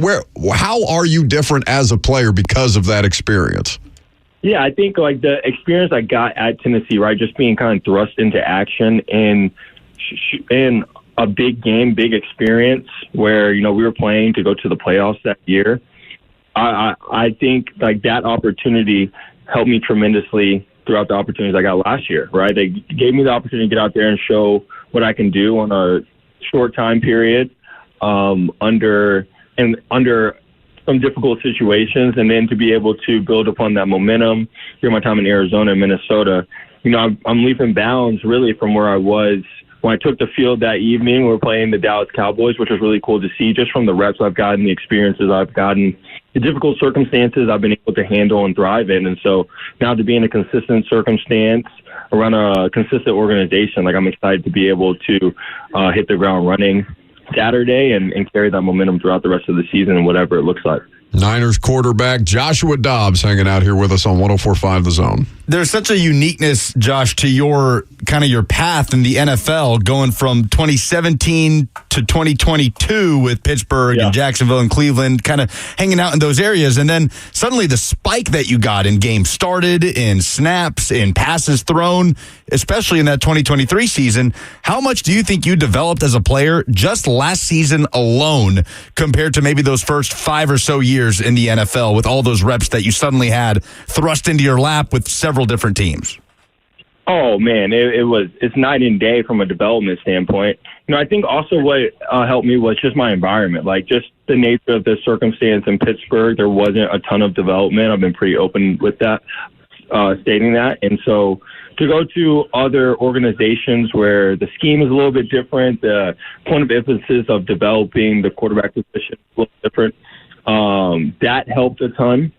And then on top of that, to get real life game reps and opportunities, there's nothing better and there's nothing more important than that development. So that's what allowed me to continue to excel and be developed, and I'm excited to see where it takes me. You played in several different cities last year. Where was the biggest Tennessee fan contingent that you saw, whether playing for the Browns, Cardinals, Vikings in 2023, whatever stadium it might have been? Biggest Tennessee fans? I don't know. Playing like places so far removed from Knoxville. I don't know if there was like a huge fandom in one specific place, but I would say what was cool was each spot I was at, I always got hit up by Tennessee fans. So I don't know if there was one specific spot, but obviously, if I had to pick one, I'd say Cleveland, because obviously you have the Haslam's or the owners. So, and there's a lot of Tennessee people in Cleveland, it seems like, but it's a little scattered throughout the 3 spots. All right, so is Shanahan actually this mega mind individual, the way that the league projects him as? His acolytes are everywhere, right? The offshoots of the Shanahan coaching tree are everywhere, like you just mentioned. What is the experience specifically with him like? Hey man, it's really cool. Like, he's a mastermind, just the way he positions players and the way he uses different schemes and movements from the offensive side of the ball. You see it in games, but I think you really see it come to life in practice, where he's able to play with different things and different matchups, and then we're able to be extremely creative on Sunday.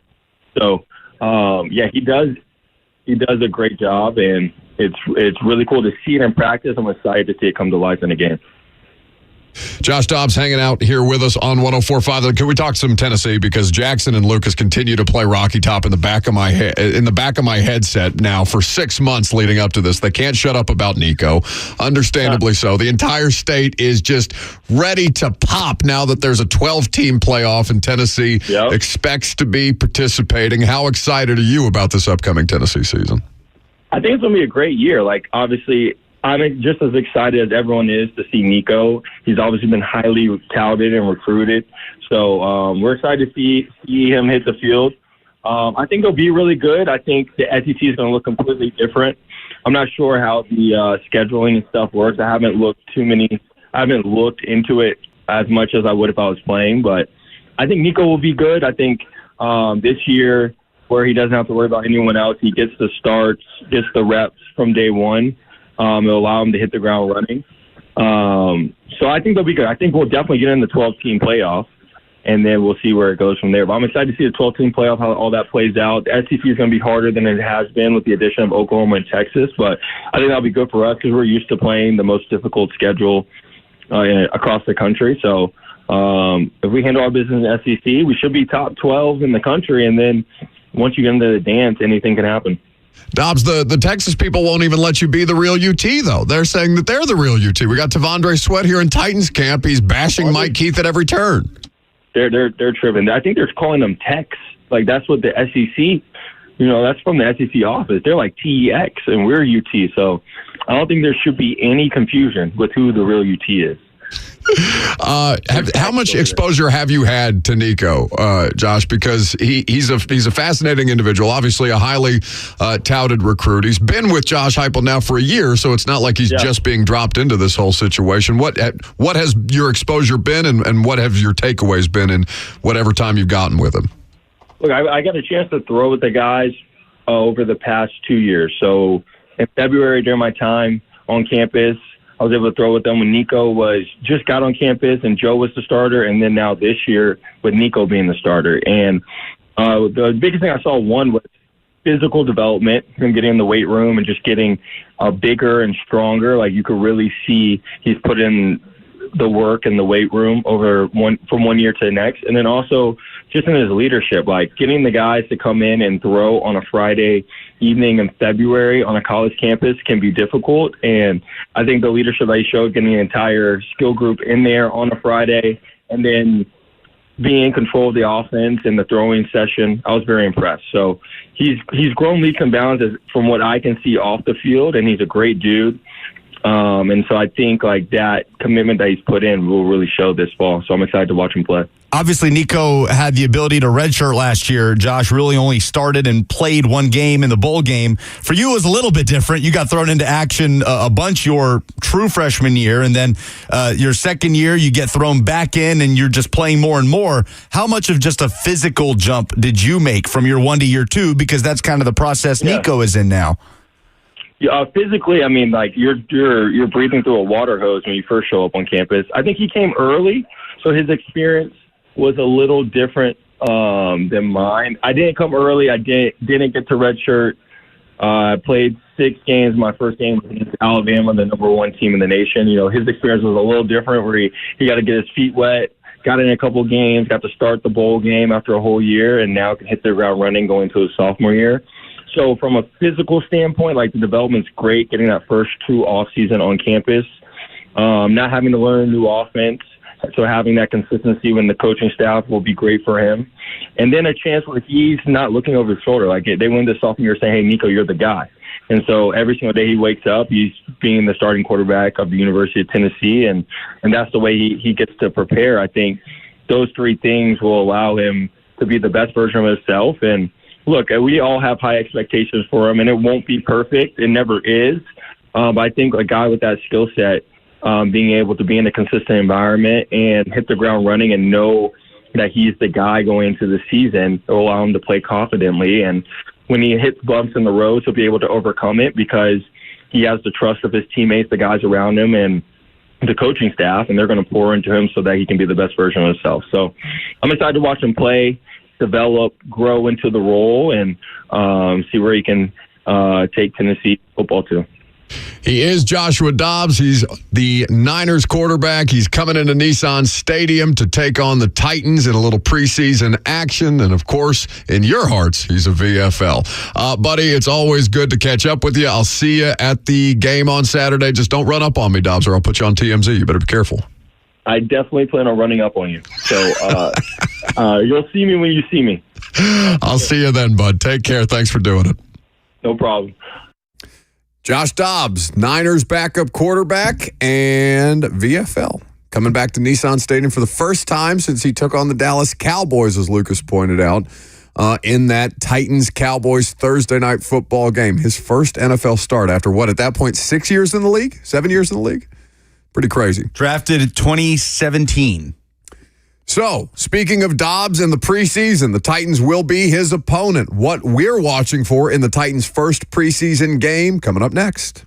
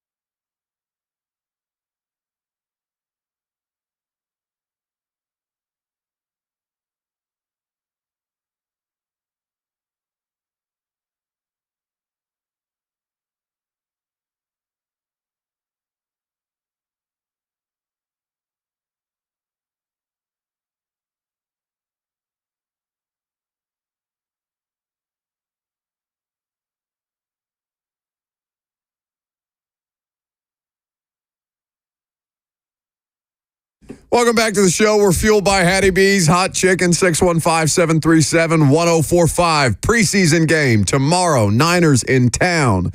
Josh Dobbs kind enough to join us there. Terrible missed opportunity by the group, a collective failure to not ask him about being back with Juwan Jennings. Like, what are we doing here? That's on me, that's on Jackson, that's on Lucas, it's on all of us. We fell flat on our faces during that interview. The fatal flaw of this show is coming up with the perfect question for a guest the moment they say goodbye and log off the show.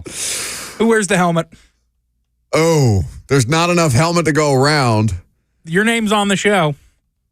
That is the responsibility that I allegedly bear. That's right. I guess, no, don't bring that helmet in here, Reed. I'll swing it at you the way that DK Metcalf.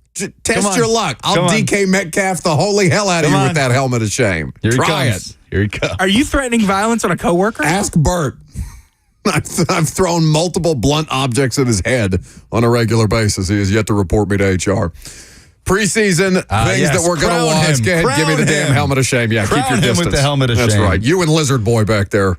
Lizard Boy. Freak back there playing with reptiles and stuff like that in a professional work setting. So you got to give context. Joseph Bonanno, a.k.a. Zeph, a.k.a. Bananas, finds a gecko, a lizard, a microscopic lizard, like the size of a knuckle, a tiny little lizard that he's holding in his hands. He had it when I was walking in after coming back from camp yesterday. Look what I found. He surprised you with it when you walked out after your appearance with Hunk and Blaine yesterday, and he said, "I'm going to bring it outside." And then we hop in there. We're getting some work done in the production studio. The door is closed, and we just overhear through the door. I hear Joseph say in a muffled voice coming through a door, "Sammy, we have a problem. The lizard's in the printer." And then the next, I don't know how long, hour, 2 hours, spent trying to find this lizard that was lost in the printer up here next to our studio. And I don't know if it was ever found. Is he back there? Of course he is. Is the reptile freak back there? Yes. Throw your hands up in the air one time. Get in front of a microphone and explain to the audience why the hell you thought it was acceptable to bring a lizard into the office. No, the lizard was already in the office, in Joseph's defense. He was rescuing the lizard. Yes, the lizard was already in the office. I found him in a stack of copy paper downstairs, and I brought him up, and Lucas named him Zoni, and we thought it'd be a funny idea to go around and show all the hosts, and some hosts did not like the lizard. Buck's one of the hosts. Buck is host. All right, well, him and the lizard take their ass to the shadows. I'm sick of them both. Jackson also didn't like the lizard. I'm sorry, can you speak from the shadows? No, that's not how the shadows work. Go. I think he just did.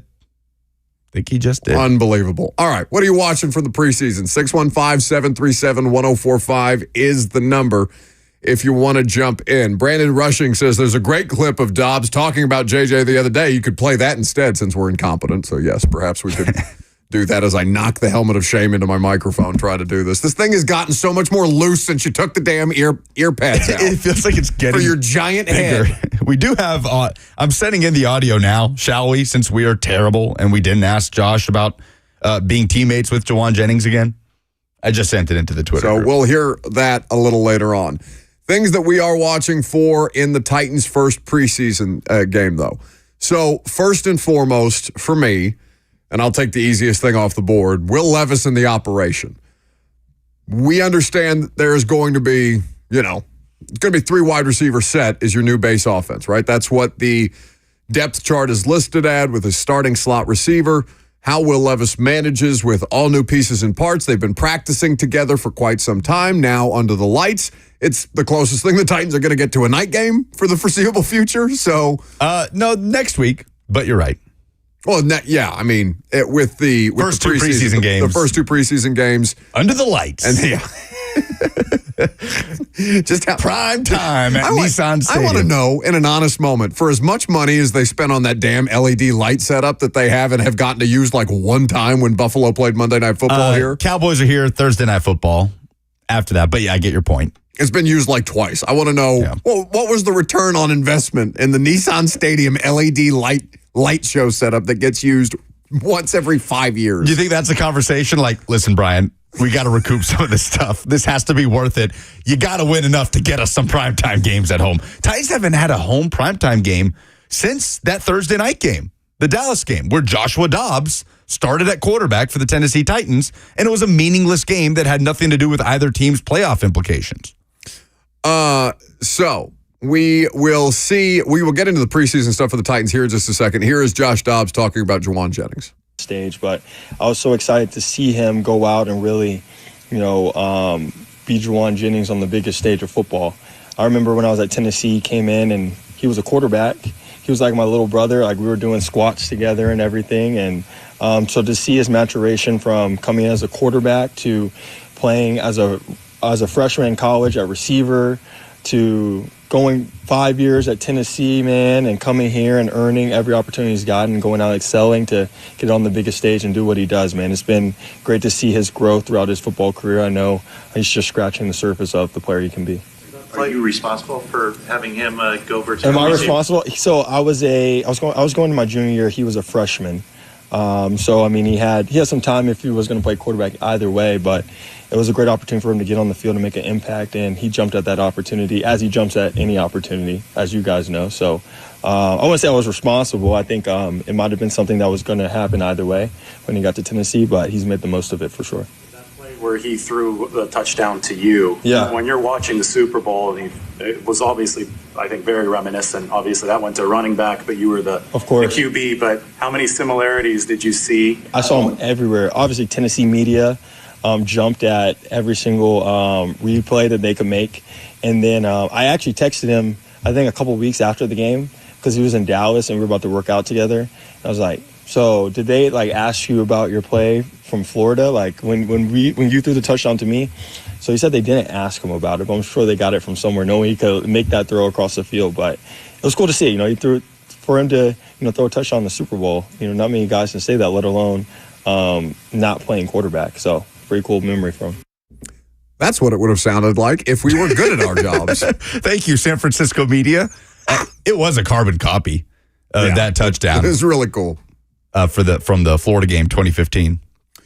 Chad Casual on YouTube says, wow, listen to those pros asking good questions. Amazing. Yeah. That's what it sounds like, people. That's what it would sound like. Could be us. If we were good at our jobs.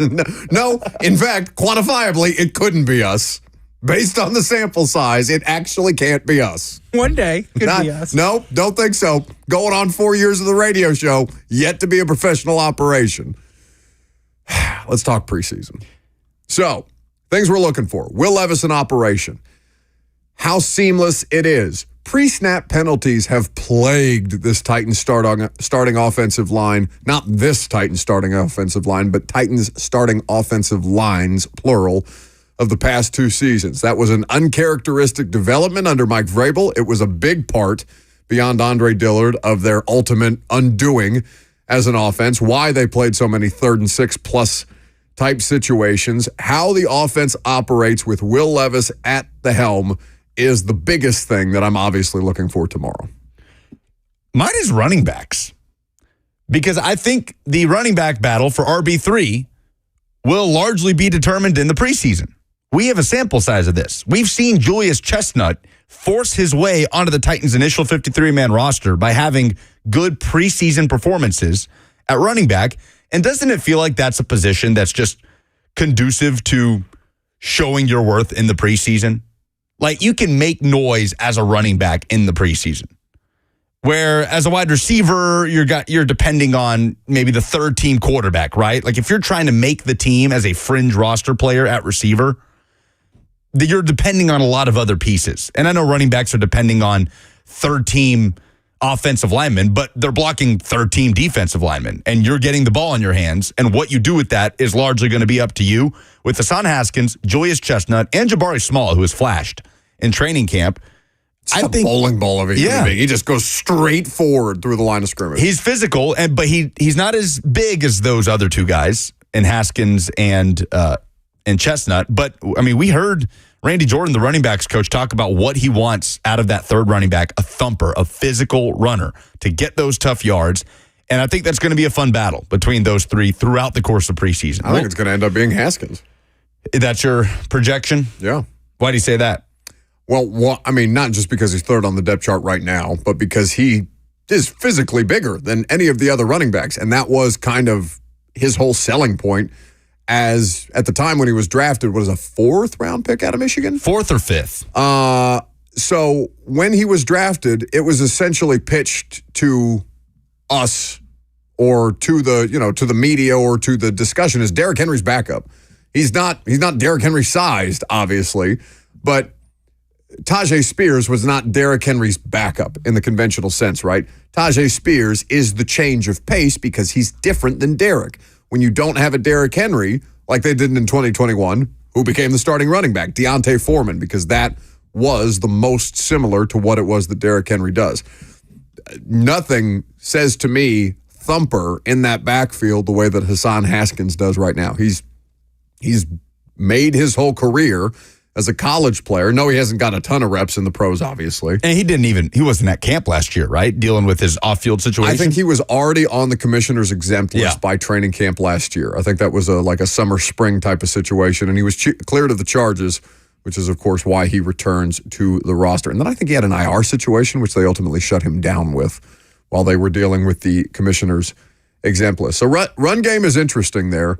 Third running back is interesting there. So from starting offense and running backs to right guard, I'm not going to say that Andrew Rupchich has the inside track to the starting right guard job yet. That would be premature. But I don't think Dylan Radins does. And that is why that is such a fascination to me. How they distribute the reps, who goes out there with the first unit first. If it's Radins, could be. They've been doing that this week in practice.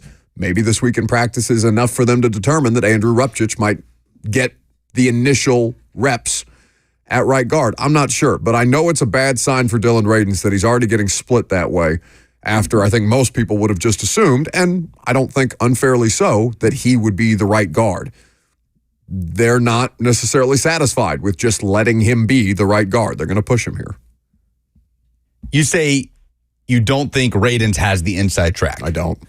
I feel like he does. It's just up to him to seize it, to take it. Like the opportunity is more in place for Dylan. I just think that the opportunity has existed and the opportunity I understand, has yet to be taken. But the starting right guard spot was Andrew Rupchich was not involved in the starting right guard conversation whatsoever, correct? Before. It was Sadiq Charles and Dylan Radins. Charles being the favorite. Yep.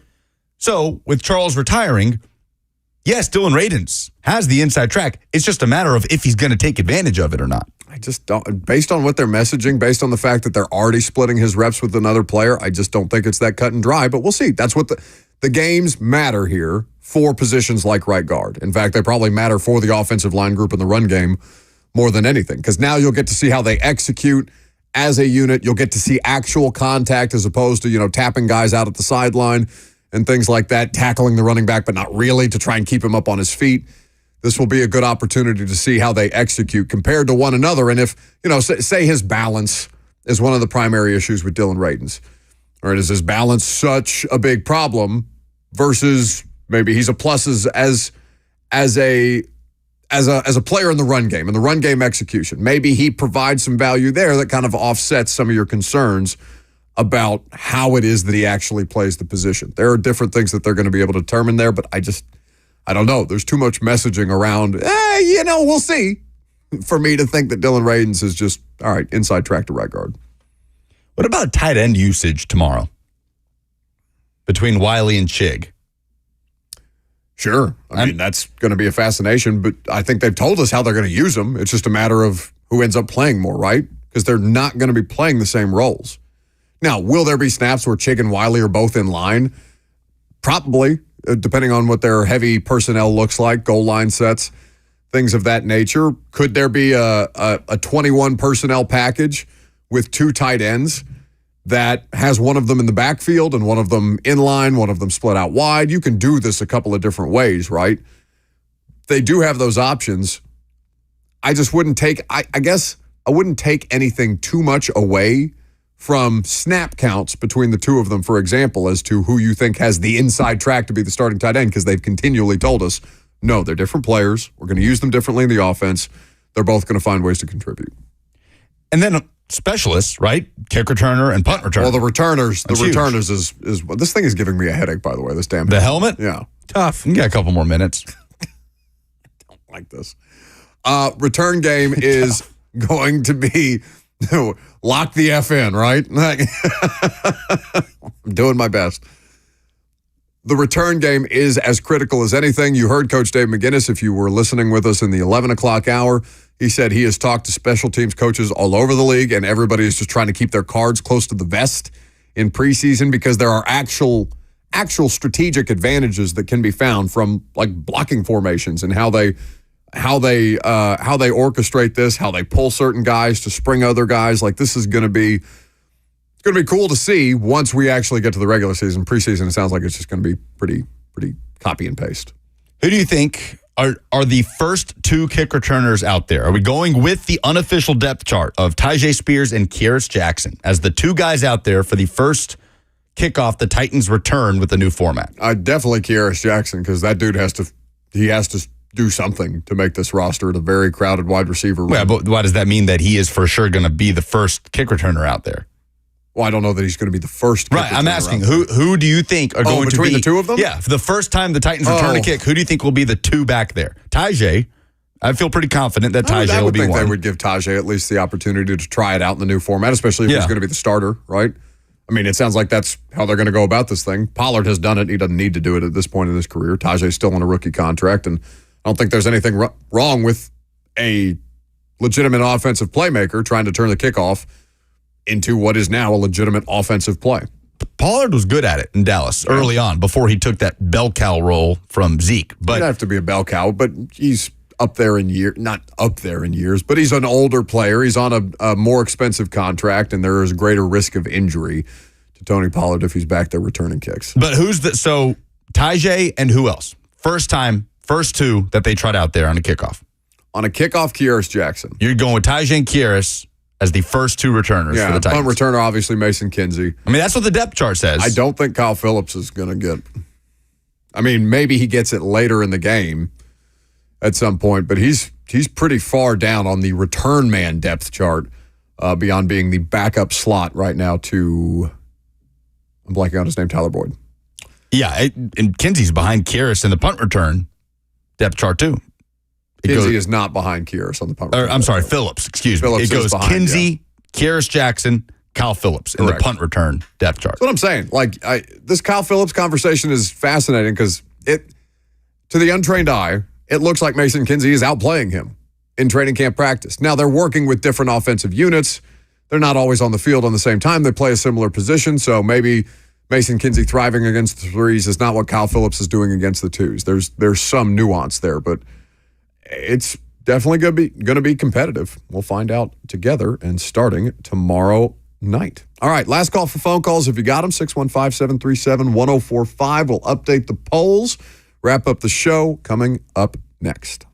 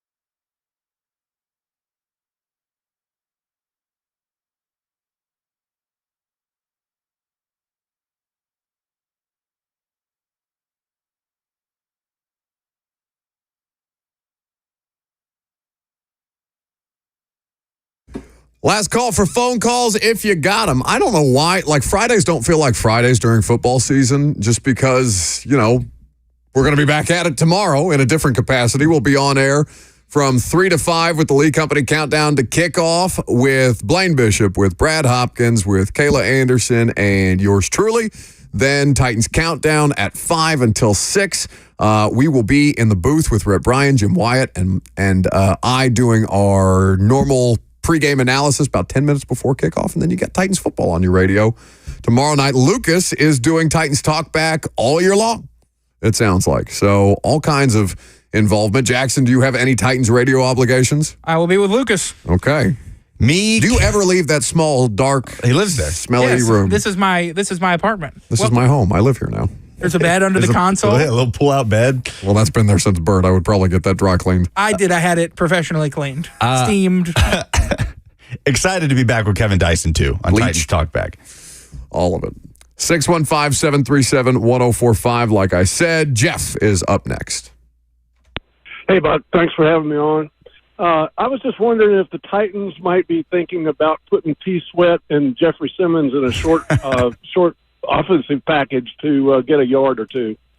I didn't see either of them repping that, but I did see, was it Coburn? Is Coburn 91? Keandre Coburn. He built like a damn fire hydrant. It makes a lot of sense to put him in there at fullback. Sweat's former Texas teammate. Sweat is also, it's great. Keandre Coburn is a large human being, and Sweat is significantly bigger than him. I would anticipate something, right? They got too many athletic big dudes to not try and work in some jumbo package stuff. But I don't know if we ever got to this, that Warren Sharp stat about how few targets like offensive linemen have gotten in the passing game, basically since like the Titans and Arthur Smith with Dennis Kelly was throwing touchdown passes all over the place. We talked about it briefly. The big man touchdowns have been plummeting across the league. Yeah. No, in the last 2 seasons, they've really taken a dip, not even just in terms of the touchdowns, but the targets. Their teams haven't been trying it of late. So we'll see if that doesn't take an uptick here in Tennessee, because not only do they have multiple options with pass catchers, but they've got multiple defensive and offensive linemen that have caught touchdown passes in their past. Pulse? Oh, whoa. What happened? This is our last chance at a medal count. Oh. Before the Paris Olympics come to an end. Okay, go ahead. And the U.S. is still one back of China. In the gold medal count, there is a thrilling men's soccer gold medal match happening in the 87th minute. France down 3-2 to Spain. They've tried to... Now we do this? Yeah, the last day of the Olympic update? God, this radio show. But France and Spain fighting to the death here. Spain up 3-2 in the 87th minute. But women's soccer tomorrow against Brazil tomorrow morning, gold medal match. The men's basketball team will take on host France tomorrow in the basketball gold medal game. And the U.S. women's team will play for an unprecedented, a never done before 8th consecutive gold medal after they crushed Australia 85-64 in the semifinal. That game was never in question. They will take on the winner between France and Belgium, which takes place in about an hour. So an opportunity for both men's and women's basketball for the U.S. to crush the hopes of the Francinians on the hardwood, as hopefully Spain crushes the hopes of the Francinians on the soccer field, which is what they really care about. So that'd be great. There have to be so many people in their cars just screaming at or just confused by what you're doing, not having no context for a joke that was told 2 weeks ago. But I feel good about saying that if men's and women's basketball and women's soccer takes care of business, then the U.S. should surpass China in the final gold medal count. The U.S. is far and away the winner in the total medal count. Kind of sad the Olympics are coming to an end. No, it's been excellent. I have felt more invested in this year's Olympics than I have in the Olympics, I think, at any other point in my life. A lot of it is the coverage. Peacock. The coverage is excellent. NBC has done a phenomenal job. Scott Hansen, Andrew Siciliano with Gold the Gold Zone is so addictive. Really good stuff. And it's kind of helped us consume a little bit of everything. Okay, polls, please. Yeah. I forgot I was going to say that the game is also on WKRN News 2. Okay. I probably forgot. I bet not.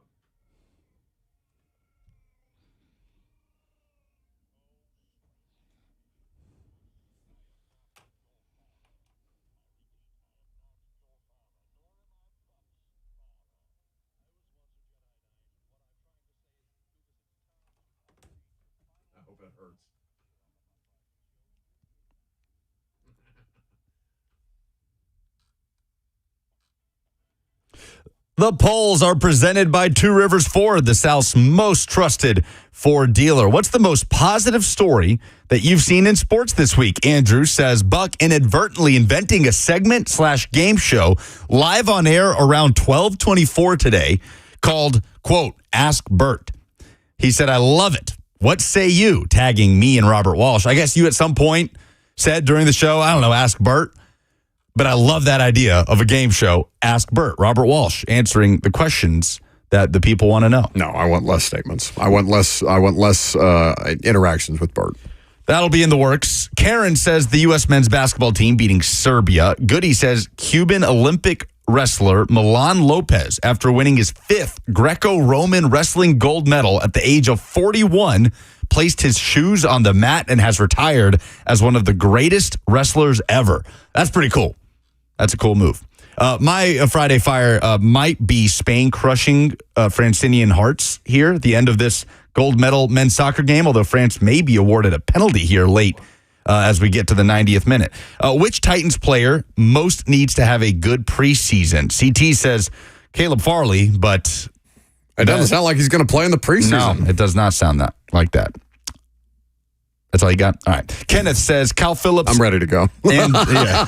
I'm thinking about pregame tomorrow. I'm thinking about a work day tomorrow. I'm ready to go. David says Traylon Burks has to have a good preseason. Traylon Burks does need to have a good preseason. Frequency on Twitter says the entire offensive line and the linebackers, who we didn't really bring up today. I feel like I did. I feel like that starting 1-2 is pretty set. No, it is. Right? Gibbons and Murray. Yeah, especially, Cedric Gray being buried on the depth chart first and then injured second is not going to do anything to alleviate that. And it's not like Otis Reese. The guy that's pushing the most right now is Chance Campbell, but that seems pretty definitive between Jack Gibbons and Chance Campbell. Which former Vols quarterback will have the better NFL career? 61.6% say Hendon Hooker over Joe Milton. Well, he has to be available. And the concussion last night is unfortunate because he did look like he was showing some promising stuff in his first game action, as Lucas said, since South Carolina in 2022. Yeah, Milton's definitely got the upside, but Hendon Hooker. He's always got that upside. He's always had it, and he always will. There is the drama. The Francinians have been awarded a penalty in stoppage time for a late equalizer against Spain in the gold medal match. Damn Francinians. What are you watching for with the Titans tomorrow in the first preseason game? Karen says the backup quarterbacks. Eric says everything. Tim says line play, linebacker play. Moose wants a Will Levis 50-yard explosive scramble. I don't know if it was 50 yards the other day, but you see him slide for a first down in practice.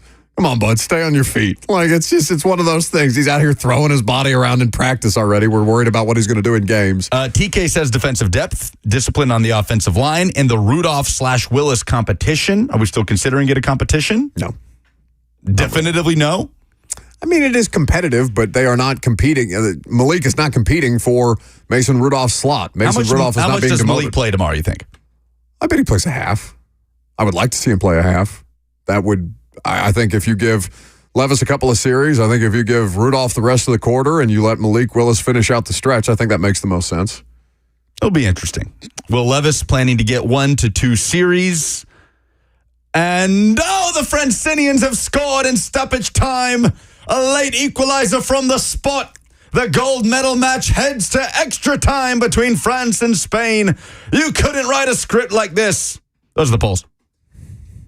Can I end the show now? Please. That's going to do it for us today. Pre-game starts at 3. Talk to you then on 104.5 The Zone. Game day, kids.